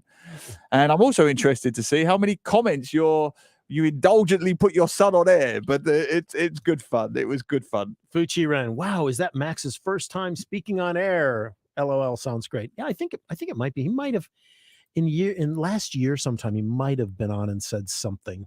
Oh, I had him on a couple of years ago after the concert with who was the concert? I'll think of it in a minute. But he did a concert review. Oh, right. Yeah. Was that on a Sunday? It wasn't Saturday. It was on a Sunday. Yeah, I think. Yeah. So I had him come in and talk about it. Nice. So that was fun. So I think it's his first time as our official intern. Yes. He did very well. He He did very well indeed. Apple doesn't fall far from the tree. Thank you, Don. Appreciate that. Very good question indeed. And very good guests. Very interesting guests talking about and as I say, I mentioned it in the last hour. If you haven't seen it, I'll put it on Facebook Live. Watch the trailer. Yeah. Watch the trailer. It's called Air. And it's about the story of this man who Matt Damon plays, who takes a punt on this unknown kid called Michael Jordan. When you think about it now, it's talk about betting the farm. It was unheard of. We're going to bet an entire new brand of shoe that's going to make or break the company, because Nike was not the Nike is today. It was hanging on. It didn't have a reputation for basketball. It was Converse. Yep. So they were going into a different market, and they said it can't be an established NBA star. It's got to be, the apple from the tree, as it were. Yeah. They find this kid, or he finds this kid, and talk about bet the farm. We're going to put this whole new shoe, our whole corporation, our whole name, our whole brand on the back of this kid who hasn't yet played a single minute of NBA basketball. But I mean, he was awesome in college, right? Of course he was. Of course he was. He was like at what, NC, North Carolina of course State. he was. Yeah, but it looks a great movie. Yeah. Let's see. Okay. Kelly Teo, nice question from Minnie Glenn. Yes. Meaning you, Max. But let me tell you, Kelly, there is nothing about Max. He is his own person, 100%. There's nothing that's the same about us, right, Max? Other than our family, our name, I think. And we have a cold right now. So Rob Salisbury, Max Van Zutphen, more fearless and confident than a 4-year-old in a Batman T-shirt. Yes, he did have a Batman T-shirt. Who did you come in and do the concert review when we went to the concert? A couple of years ago on a Sunday, apparently. Remember? What's his name? 24K Magic. Bruno Mars. Yeah, Bruno Mars. Max did a concert review, didn't you? I think so. I can't remember. It was about 4 years ago. Yeah, I'm starting to feel like Gooseberry now. Shall I just leave and let the band? You can go home early if you want. This is turning into the Partridge Family. All right. Anyway, let's get on to our next topic, our next guest now, because she is really fascinating. Singaporean. Her name is Crystal Wong. She is now the head of partnerships at a company in Hong Kong called Sleek Flow. She's going to tell us a little bit more about that. And she took a chance several years ago on her job interview, flying to Hong Kong for this interview. Cost her $1,500, $1,500, bought a new outfit, but she really wanted this job. And she got it. And now she is rising through the ranks. She's just returned to Singapore this week after several years being locked down in Hong Kong, and here to visit her family and friends, and graciously just agreed to come in and talk to us today. So, Crystal, good morning and welcome to Money FM Saturday Mornings. It's great to have you with us. Good morning. Thank you for having me here for a chat. What a journey you have had. Did I get it right, more or less? Yeah, more or less, yes. So I didn't buy a new outfit though. I thought you said something about buying a new. I bought an air ticket. I bought lots of other stuff. Just forgot the outfit. Okay. So tell us, take us back. Just give us a little bit of background on when you saw that job opportunity and what happened. Right. So for me, actually, I started a startup right out of university. I was from SMU, finished school, and then started a startup. And then I did it for 2 years and was a bit burnt out. What was the startup? It was about a sharing economy startup. We could rent stuff from each other so that we reduce the wastage and everything else. So then I was really burnt out after 2 years, and I thought okay, I need a break. And while just looking for somewhere to go on a sabbatical for 3 months, I just thought, oh no, I can't do nothing for 3 months. I should apply for some freelancer jobs. And then, with easy apply and all these one-click checkout things. So I applied for this job in Hong Kong. Never heard of this brand, never heard of this company. Looked at it, Sleek Flow, what is this? I was like, okay, never mind, let's just apply. And within a few hours, the founder got back to me, say, hey, you look really interesting. Would you be free for a chat next week? And this was pre-COVID. So a chat next week usually means in my office next week. So I thought oh wow, should I fly to Hong Kong next week? Am I ready for this? I was looking for a break. Yeah, so that's what I did. $1,500. Yeah, so bought an air ticket, packed clothes, everything. Forget to buy new clothes, and then. And you're hoping he doesn't cancel last minute, right? Exactly. Yeah, so what happened was I reached the airport, and then he shifted our interview timing earlier. So I was actually about to take the public transport to the office, which is a very out of reach place in Hong Kong called Cyberport. But then in the end, I thought, oh no, I only have 1 hour left to get there. So I took a cab, and that was the most expensive cab I took in my life. Not cheap. Yeah, it was 500 Hong Kong dollars. That's around almost 100 Sing. Yeah, about 100 Sing. Yeah. So just step back slightly. You said you didn't know anything about Sleek Flow, but what was it about the job then that interested you? Was it in your, as they say, wheelhouse? Was it your skill set? What was it about this job that made you jump on a plane and spend $1,500? I think for me, I was actually looking at overseas opportunities. I think I was a bit, wanting to explore the world a bit more while I was still young. So I think that's why I wanted to take this plunge. I think any other company in any other location in the world that replied, I would have probably said yes and Yeah. like, took a chance on it anyway. Just that this one was in Hong Kong. I thought like, oh, not bad. It's pretty nearby. I could always come back anytime. And then COVID happened. But then, yeah, so I think that was what made me pick up this job. The next thing was because it's also a startup. So for me, like I started my own startup. So I understand how hard it is to get started. I empathize with founders and I really like building something from scratch. So I ended up joining the company as the fourth person in Sleek Flow. And I think like it's been a crazy like 2-3 years now because I joined in 2020 February. So I think like we're almost like that was 3 years. Yeah. And what was your age? Can I ask at these? So what age were you when you set up that first startup in Singapore? I was out of uni 2018. I was probably 23, 24.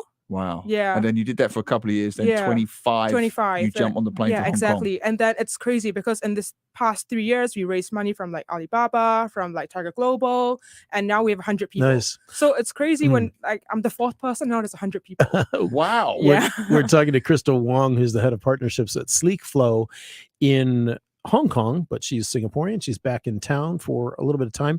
What did your parents say when it's not easy for them to let a daughter, any parent, let a daughter or a son, but especially a daughter go live overseas when you're young. What did they say when you said, I got this opportunity. They've offered me a job. I want to go.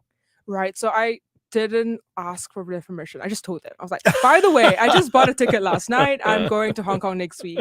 And my mom was like, okay, go for it. Yeah, I think like my parents are very supportive in that sense. Like they realized they didn't have a choice, right? Yeah. Like they're going to get on board with you. Yeah, because I think growing up, they gave me lots of freedom. Like whenever I was choosing subjects, let's say in junior college, they're like, just pick whatever you want to do. That's what I was going to ask you specifically Yeah. about your parents, the fact that they supported you. I mean, you don't have to go into detail as much as you want to share, but are they from a business background? Are they from an entrepreneurial background? Where do you get this entrepreneurial zeal from? Yeah, actually, I think it might be because of that. But no, they weren't entrepreneurs. They weren't business people. So my dad used to be a horse trainer. My mom used to be an air stewardess for Singapore Airlines. So I Right. think like them not having like very traditional jobs like doctors or lawyers or 9-to-5 jobs Interesting. made them very like flexible and all these kind of things. So they're very like, if you see an opportunity, go get it. If that's what you like to do, go try it. So I think since young, it's always been like that. So I guess I've been, just wanting to try lots of things since I was really young. That's why they Fascinating. just kind of like indulged me in that sense. Was that a horse trainer at the Turf Club or the He worked for Hong Kong Jockey Club. Oh, the Hong Kong Jockey Club. Yeah. Right. Which is massive. I mean, Which is massive, even yeah. bigger in horses are even bigger in Hong Kong. Than So here. you Yeah. were posted there at some point, was you? Or was he born there? Was you born there? You I said was born in Singapore. I'm Singaporean. right, but Yeah. he worked in Hong Kong. He worked in Hong Kong. Got it. Nice. Fascinating. All right, tell us a bit about Sleek Flow and break it down for our audience that they can understand what exactly you do. Right. It's an omni-channel messaging platform. So you combine all your messaging channels into one place. So your WhatsApp, your Facebook, your Messenger, your Instagram, your WeChat, Line, Telegram, all. You can manage all your chats in one place. And now we actually have this social commerce kind of like angle to it where you can buy things on WhatsApp. You can pay in WhatsApp, select things off a catalog in WhatsApp, and do all of what you usually do, like shopping. Basically shop on WhatsApp. So rather than opening up like 5 or 6 different apps, you open up one app and everything is in there. Yeah, Can and- you post across all of your apps at the same time? Yes, we can. We can actually sign up marketing campaigns. So you can like kind of like put a blast out on different channels. You can also set automatic bots to reply. So as a chat bot, for example, someone comes in with like, hey, I want to ask about a necklace. We can route this conversation to someone from the necklace department. If you're from like maybe the handbag department, then So it will it's go to you. it's for retail businesses like that's what I was going to B2C. say. Yeah. Yeah, so we actually sell to businesses, but then we span retail. We also do like financial institutions. We also do tuition centers to send like reminders for your kids' classes, or remember to upgrade your package, pay for next month's classes, stuff like that. So So it's not available yet to the individual consumer. Oh, it is available if Okay. you pay for it. Yeah, it's a Right. subscription basis. So every Understand. month, if you just pay for it, you can use it. Yeah. But I can see why the B2B thing would work, right? Because simplify. I mean, it streamlines the marketing message. Is that what you're trying to do? That's right. Yeah. And I think we work mainly with very big luxury brands, and they also integrate many other things. For example, like CRM systems, like customer relationship management systems, like Salesforce, HubSpot, or even like retailers who use Shopify. We integrate with all of these things, so we make it very easy for people to plug into the system. Wow. And you mentioned, sorry, Glenn, you mentioned you started with staff of 4, and now it's Yeah. 100 plus. Yeah. So that's the personnel count. In terms of finance, what have you gone from to, from startup to Right. what? What is the current value of this company or whatever you can disclose? Right. Yeah. So when we started, my from what I understand, my boss was paying me out of his own pocket. Like he was bootstrapping the whole thing. So it was him, the founder. It was a front-end developer, a back-end developer, and me. So basically, I was the only like non-dev person on the team at that point of time. So I did everything, like marketing, sales, customer support. I was replying people at 2 a.m., about the software and stuff like that. But since we've grown and we've actually raised money from like Tiger Global as well as Alibaba. So our most recent fundraising round was last year. We raised our Series A. We raised $8 million US. So yeah, that's kind of like where we're at. We expanded to many different places. So in 2021, we expanded to Singapore and Malaysia. Last year, 2022, we expanded to London, Indonesia, as well as Brazil. So we have like people all over the place. What's now. the competition like? Is there a lot? You have other people out there doing I the think same like thing? there are more and more like people coming up with similar products. So I think like the competition is definitely strong. But I think how we set ourselves apart are like, our focus on retail. I think that's a big focus area for us. I want to ask you something personal. I can see why you was attracted to the company. What did the company see in you? I know they get the obvious, wow, this is a really gung-ho person. She's willing to fly to Hong Kong. But there's drawbacks to that because they could employ someone locally who may not want to jet back to Singapore every 5 minutes or whatever the case may be. What is it that you think they saw in you? Right. I actually had this conversation with my founder. I was like, actually, why did you hire me? And then apart from me, like, meeting him with my luggage in tow, I think it was the fact that I used to be a founder as well. So I think he's a very young founder. He's around the same age as me. So when he was like starting this business, he also had like similar problems that I ran into last time. Like, how do I fundraise? Or like, is it a good time to fundraise? Where should I take the company? What direction should we go to? Should we focus on this feature or that feature? So I think like having someone who has kind of like been through the founder journey as well to like understand his struggles and figure it out together with him was something that was very helpful to him at that stage, at least. Fascinating. What has it been like? Both Neil and I, as younger people, lived overseas and we had our own experiences. But what has your experience been like living on your own? I think it's been great. Like, I really appreciate the freedom. I think because for me, when I went to school in like SMU, I didn't have like halls, like university halls. So I went home every day. So I never really fully experienced like staying by myself before. So I think in Hong Kong, that's when I like stay by myself. And then you pay like sky high rent and you like question your decision, like whether I should be working here. It's so expensive and food's expensive and everything. But I think like you learn a lot more things. You grow up a lot faster, like financing, budgeting, and like, calculating all these little nitty-gritty taxes and stuff like that. So I think it's a huge like learning curve. And there's no one to help you. Like my mom and my dad don't know Hong Kong taxes. So yeah. But your father worked in Hong Kong, right? Yeah, but it was like eons ago. Do you speak Cantonese? Are you from a Cantonese background? Yeah, I speak a bit of so that Cantonese. helps a Yeah, bit. I speak Cantonese. Right. Yeah. Fascinating. Fantastic. Absolutely fascinating. Yeah. So what would be, for people listening, what, I don't know, lessons, would that be the right word? What lessons or tips would you give to people who A, either want to start up or B, just want to take the plunge, go overseas and go for that job? What would you say to them? I would say just do it.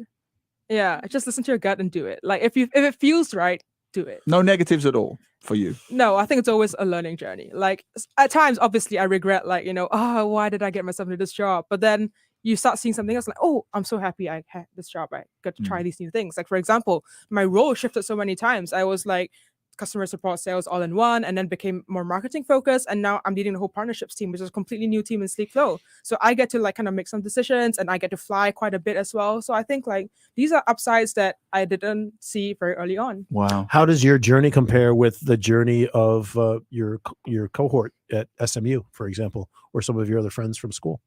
Yeah, I think like in SMU, everyone's generally very like entrepreneuring. Like a lot of people end up starting their own businesses, or they work in banks, or they work in like very like tech companies, big tech companies. So I think like my journey is more similar to those who ended up starting their own business. But then the difference is that I think being able to see the startup ecosystem outside of Singapore, it's something that I guess my other cohorts that stayed in Singapore have not ventured out yet, weren't able to experience. So I think that's what. When did you think? I know you mentioned your parents very supportive, but they're not from an entrepreneurial background. Yeah. When did you start to see it in yourself? Was it in secondary school that you seem to have this business savvy? I mean, the jobs you do, the duties you've taken on are extraordinary, especially so young. When did you start to see that this is the path you're going to go down? It's not going to be medicine or engineering or law. It's going to be this entrepreneurial path. Funny fact, like I actually never wanted to be an entrepreneur. Yeah, since I was 7, I've always wanted to make movies. I want to be a film producer. Yeah, and then I just fell into this whole startup thing because when I was in my 3rd year in university, someone approached me, say, "Hey, I have this idea. You want to work on it together?" I was still in uni, so I thought like, "Oh, no, not much risk on my end. I can help you with some stuff, and let's see how it goes." By the time I graduated, he said, oh, I actually found an investor. I'm like, oh no, this is getting serious.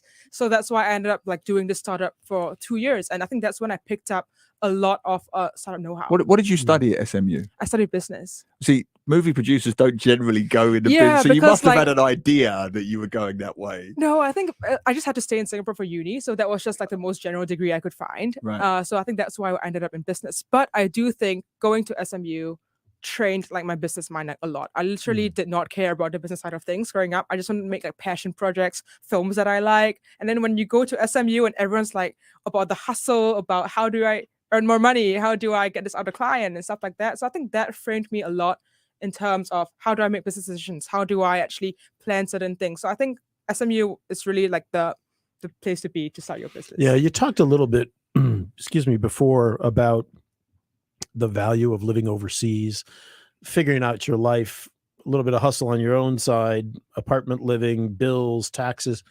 And we have talked about this on the show many times before, that one element that many Singaporeans are missing is overseas experience, right? And bringing that experience then back to Singapore to grow versus just having foreign talent come in and share their experience, right? So if you could say anything to your friends, your colleagues, your schoolmates about that, what would you advise them about living overseas or taking a chance to move overseas and get that kind of experience? I think you should definitely do it. I think like actually the reason why, I think what added up to this or what led up to this is because I actually went on a lot of overseas trip while I was in SMU as well. And I think that broadened my horizons a lot.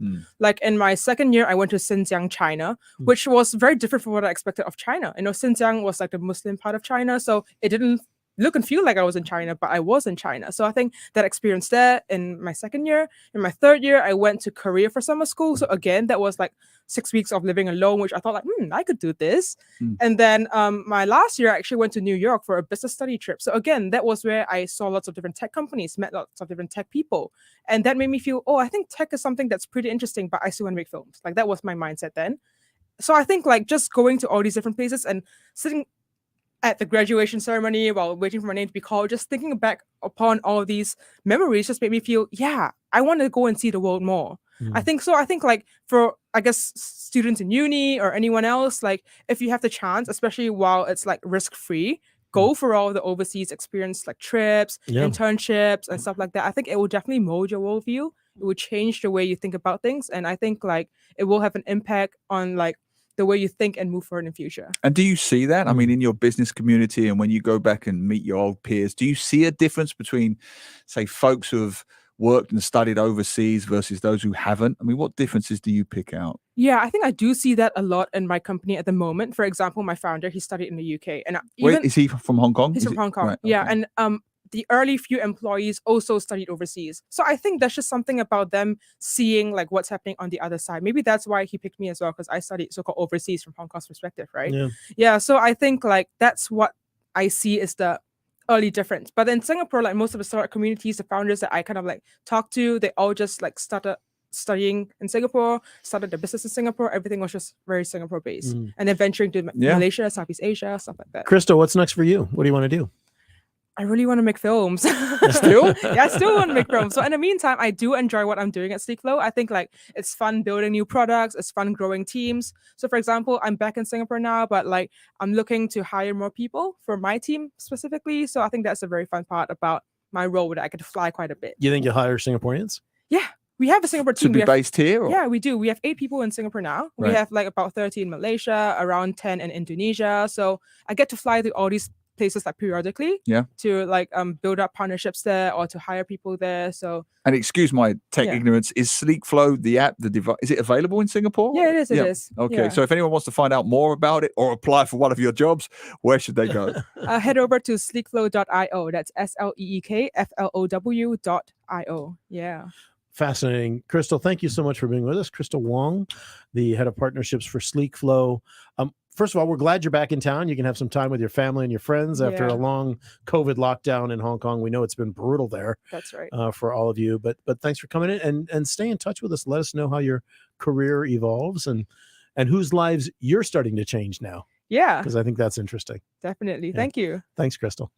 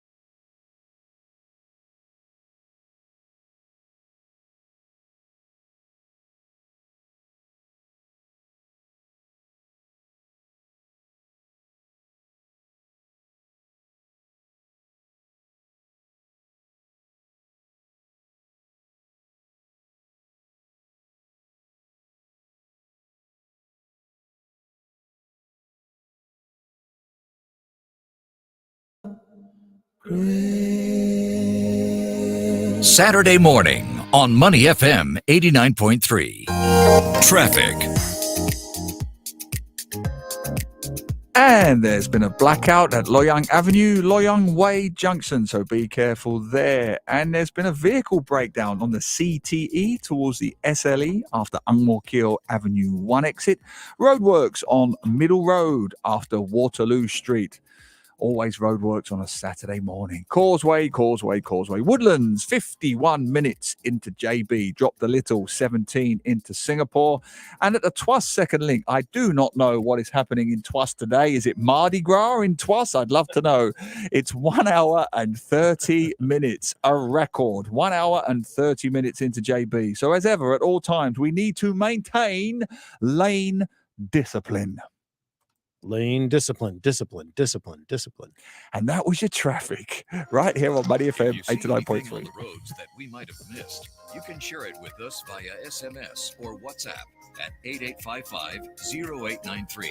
But please send the message through only when you are safely parked. Lau King Huat Singapore presents Klimt Cane Hill, a freehold luxurious condominium at Cane Hill Road, right in the city and minutes to nature. Indulgent facilities from vibrant pools to calming gardens. Spacious homes with luxurious interiors. Live within the golden neighbourhood of District 9 and enjoy life's golden touch at Klimt Cane Hill. Visit our new show suites at Leonie Hill or call 6100 6333. Saturday morning, only on Money FM 89.3. Hey, International news. No, we're not going to do that. All right, there we are. We're back. We are indeed back. Our last, what do we got? Last 15, 20 minutes of the show. And, Good guess, that last one. Very inspirational. Crystal Wong. Indeed. Crystal, yes, lovely. You know, she is, you could just tell the smarts, the spirit, the get up and go. Like she's going to go somewhere. I don't know where, but she's going somewhere. She's going there. She's already halfway there by the sounds of it. Yeah. And as our good friend of the show, Athanasios, has just written in on Facebook Live, thank you to say, sometimes just going with your gut. Yeah. And a one-way airplane ticket is the best way. Very inspiring. Yes, I did exactly the same, Athanasios. Yep, I did too. As people know, I came here when I was 21. I had £2,000 that I'd saved myself. No silver spoon. I'd saved it myself.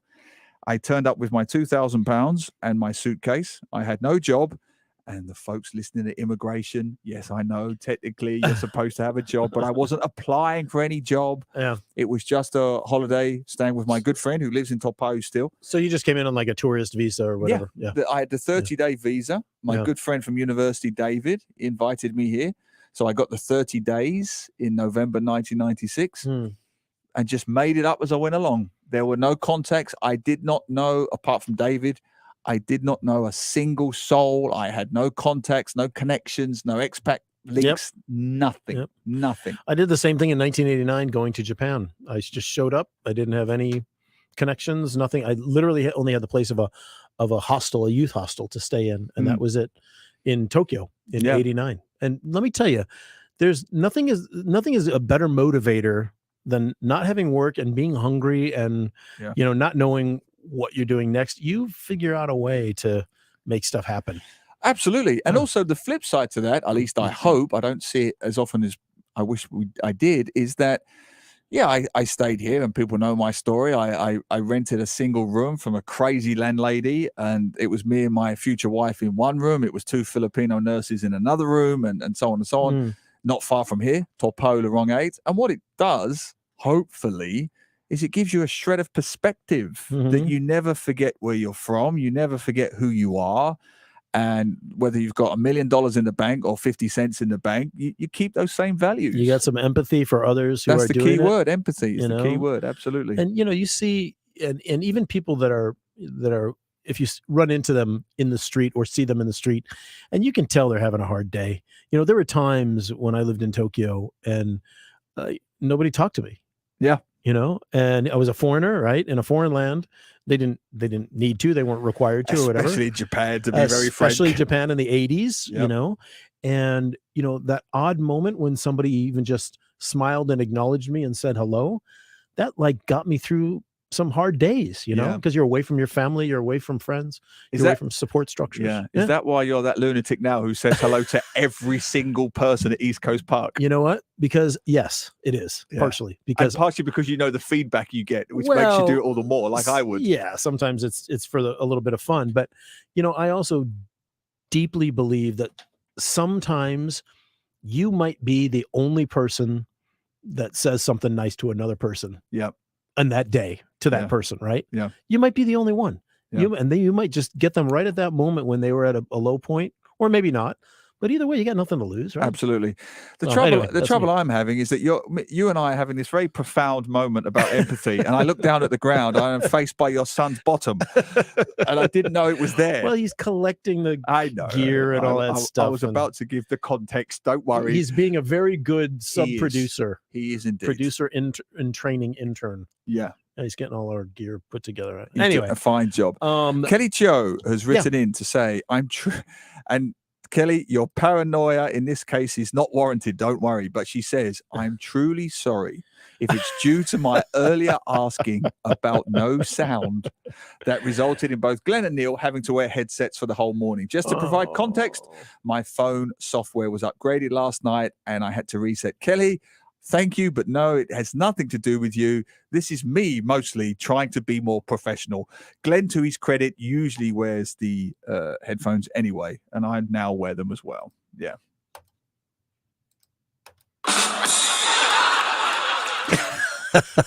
now that's professional. Yeah, we got there in the end.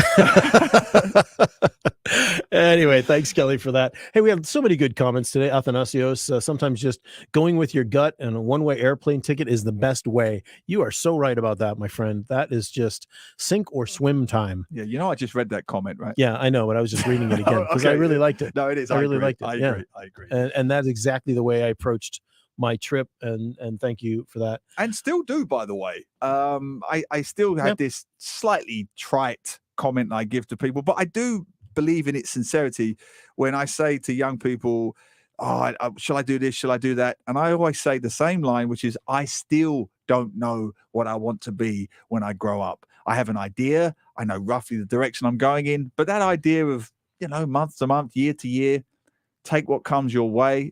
Obviously you fight, you know, we're all hustling.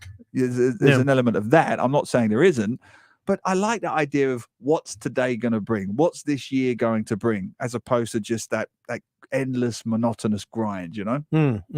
And when you are open to the world gives back interesting things. Yes. Yeah.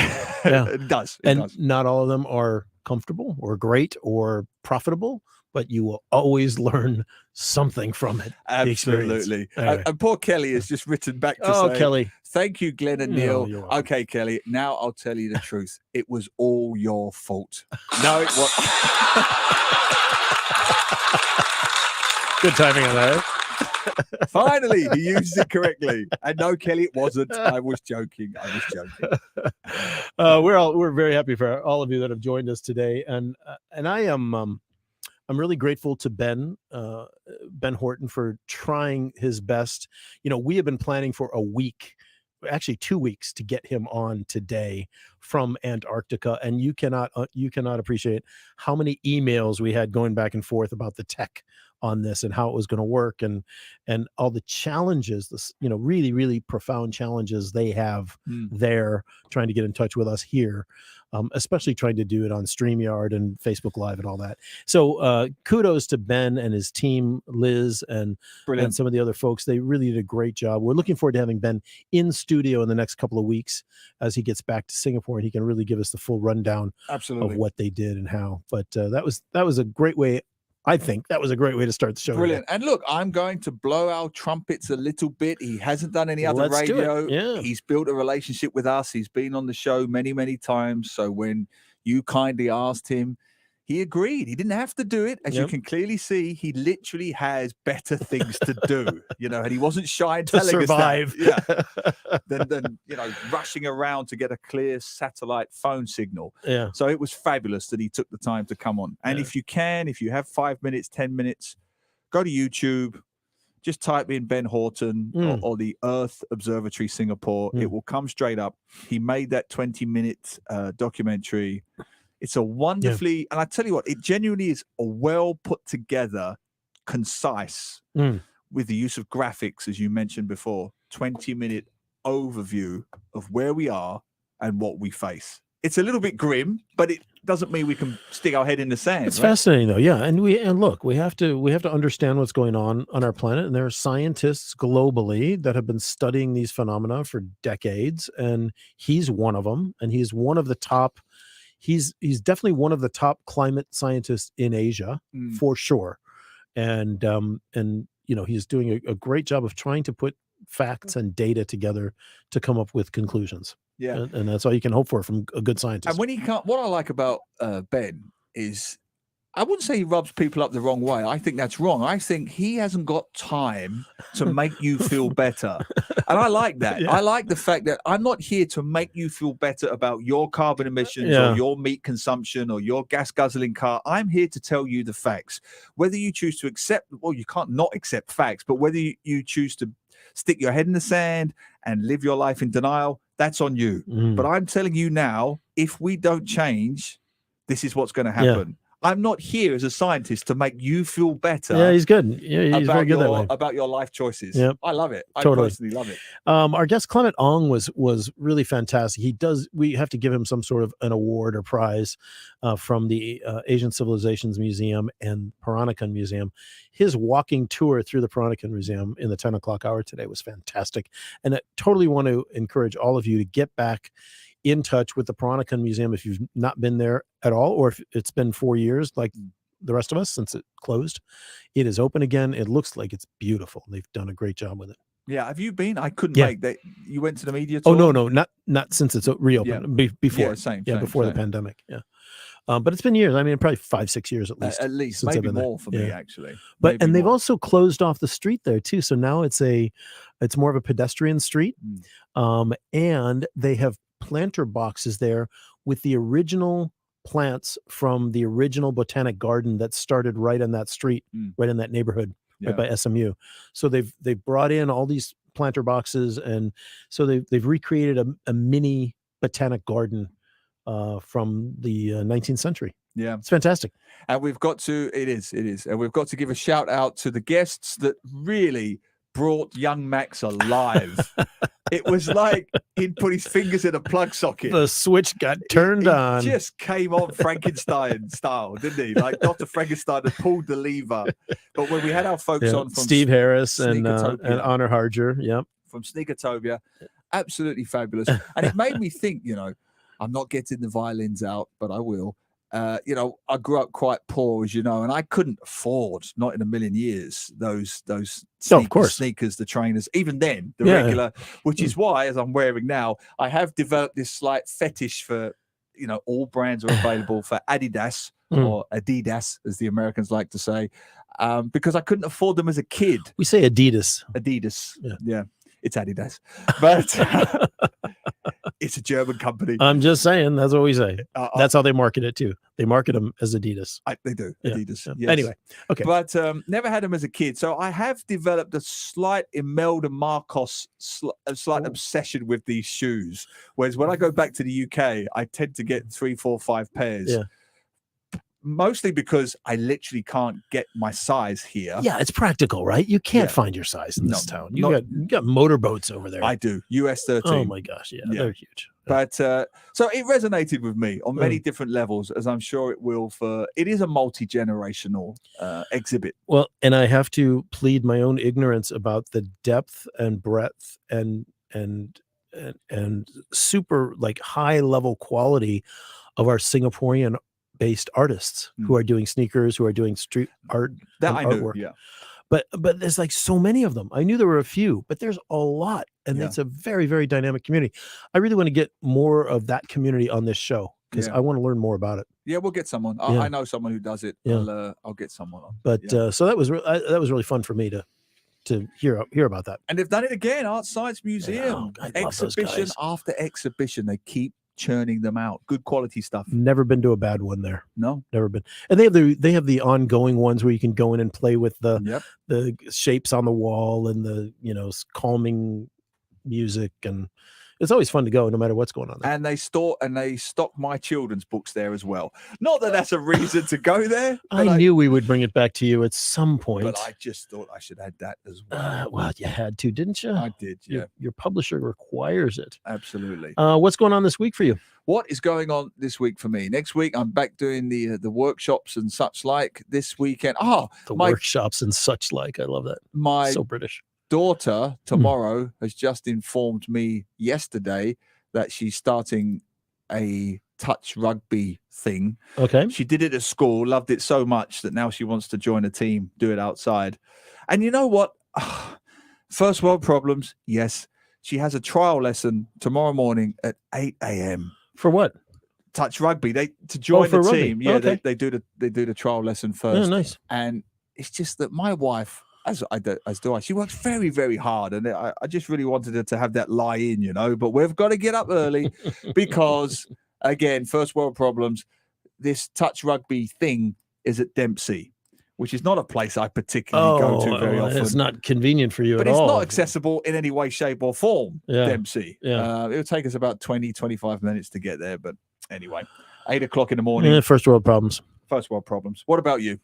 We are going to, I just happen to be, get an email from the National Heritage Board, just the general, hello, dear media, about the tours at the Changi Prison Museum and the chapel. Yeah. So I went right online because, these things book up, right? It was limited tours. So I got right online and I booked four tickets for our family this afternoon. Nice. So we're going to head over there. Yeah. I haven't been since they've redone, they redid the chapel a number of years ago and stuff. I haven't been out there since. I have. So it's fantastic. Yeah. I'm really looking forward to that. So that's this afternoon. And then tomorrow, my daughter plays beach volleyball on Saturday mornings, as you know, down in Sentosa. So we'll be down there first thing in the morning, catching a little sun and sand and relaxing. And that's going to be enough. Try to get past this cold that everybody in our family now has. Yeah. I will at some point watch further documentaries on JFK because the issue that got us the most comments today, if you missed it in the 9 o'clock hour, I just said that I'd watched Oliver Stone's JFK for about the 6th time. And it just reignited. And not only did it reignite my interest, the comments coming in. And I do want to get back to one comment, which I should have got to earlier. And it was from Don Pierce, because you may know the reference to it in regards to the assassination of JFK in 1963. Don Pierce says, the guy, I think he's talking about Lee Harvey Oswald, the guy who was not, is that quailed? Is that an American word? I don't know that word. Quailed. But anyway, I don't know that word. Maybe it's a mistype, but he says something about the M16 that had been issued had his finger in the trigger guard as he let one off. Is he talking about Oswald or is he talking about must be someone else? But what is the general consensus in America? Most Americans think, according to surveys, that there was someone, at very least, people involved other than Oswald. Yeah. Right. Of course. I mean, this is across the board. Of course. This is across the board. I mean, let's put it this way. People who think about it anymore, because people don't really think about it too much anymore. No, that's fair. You know what I mean? Nor do I Like, as a rule. It's only because I've just not that it watched wasn't a seminal moment in America, because it was. But first of all, that many of that generation is very old and or dying, right? And the younger generation just doesn't care, quite honestly. Yeah, I mean, there was no way one person acted alone. Again, especially if you go back through the ballistics of how the bullet traveled, took a left turn, went up, went down, went backward, went in, and like hit Governor Collins. Yeah, Governor Collins and his wife, like, come on, like one bullet. Are you kidding me? Vehicle. He has to get the shots off in 5 seconds. Just everything. I mean, everything about it is how could there not have been a second shooter? Well, they would have got. It sounds like Scooby-Doo. They would have gotten away with it, but for the Zapruder film. Right. They didn't anticipate that Fantastic. Some would have a Zapruder film. I've seen the footage. I'm sure you have. The motion of the head, I won't go into detail. It just doesn't fit. It doesn't fit from someone firing from behind. Of course. And look, even if you believe everything is lone shooter, lone gun nut theory, the guy gets executed in a room with 70 Dallas cops because a mafia guy was let in because he tipped off, someone let him in through the back door. No one finds that a little bit strange, that we've fought. And he did it just to spare Jackie a funeral. Yeah. That's the only reason. This guy who had connections to the mafia. We could go on and on all day about this. Anyway, we'll carry on with it. It is fascinating. Physical 100 is this new Korean sort of Squid Game like show on Netflix that I started watching last night, and I was laughing and I couldn't stop, and it's who's got the best physique, right? And it's all these Korean bodybuilders, pop stars, influencers, and then they put them through these different things that they have to go through to survive into the next round. Yeah, it's hilarious. It is such a view into Korean society about how they're all just into these beautiful people, right? And those of you who watch Korean dramas know about that whole thing. But physical 100 or 100 physical or something, right, 100 right. people. Yeah. I'm going to get to this on HBO that they're raving about this thing that's based on the video game The Last of Us. Is that what it's called? Yeah. Everyone's going crazy about that. The girls have been watching, which you have seen, the American sitcom that's set in the supermarket. They're loving that. I think they've almost Cloud9 or whatever. No, not yeah, Cloud9. that's the name of the supermarket. Yeah. Is it called Community or Superstore? Superstore. Yeah, I've seen bits. It made me laugh. I've seen bits. Yeah. I like the guy who runs the supermarket. Yeah. He's got that really funny voice. Glenn is his name, by Of the course. way. 2 N's. Yeah. No, I've seen it. They love it. Yeah, it's mind candy. It is indeed. Yeah. It is indeed. not gonna- We've got another couple of messages coming in. Kelly says, kudos to Neil. Oh, thank you. 12 hours apart from show to show since 9 p.m. last night. I finally got to tune in for the first time last night. Fright night on Friday night yesterday in the last few minutes before 9 p.m. Thank you, Kelly. That's very kind. Yeah, you have a good show last night? Yeah, it was fun. It was fun. Dan's finding his feet now. Yeah. There's a busy young man. Yeah, damn this. Yeah. Full-time degree, full-time job, and plus he does music tuition. Musician, yep. And he's Mark Wahlberg style in the gym at like 4 or 5 a.m. every morning. I don't know how the man is just not collapsing. And he doesn't want to come in to help us on Saturdays? Yeah, don't get me started. Don't get me started. No, he did a good job. All right, folks. Well, we are going to leave it there. Next weekend, of course, we got another great show lined up for you, 9 to 12 on right here on Saturday. Do hope you'll be with us. Hope you're going to enjoy this weekend. As far as we know, there is no rain expected today. At least that's what the Met Service is saying. So get out there and enjoy it. Yep, and enjoy Changi Chapel. It is a fantastic exhibition. I know you will love it. All right. That is us for now. We're going to run. Take care, everybody. Have a great weekend. We'll see you soon right here on Money FM 89.3. It's the weekend. Time to play with Money FM 89.3. Lau Keng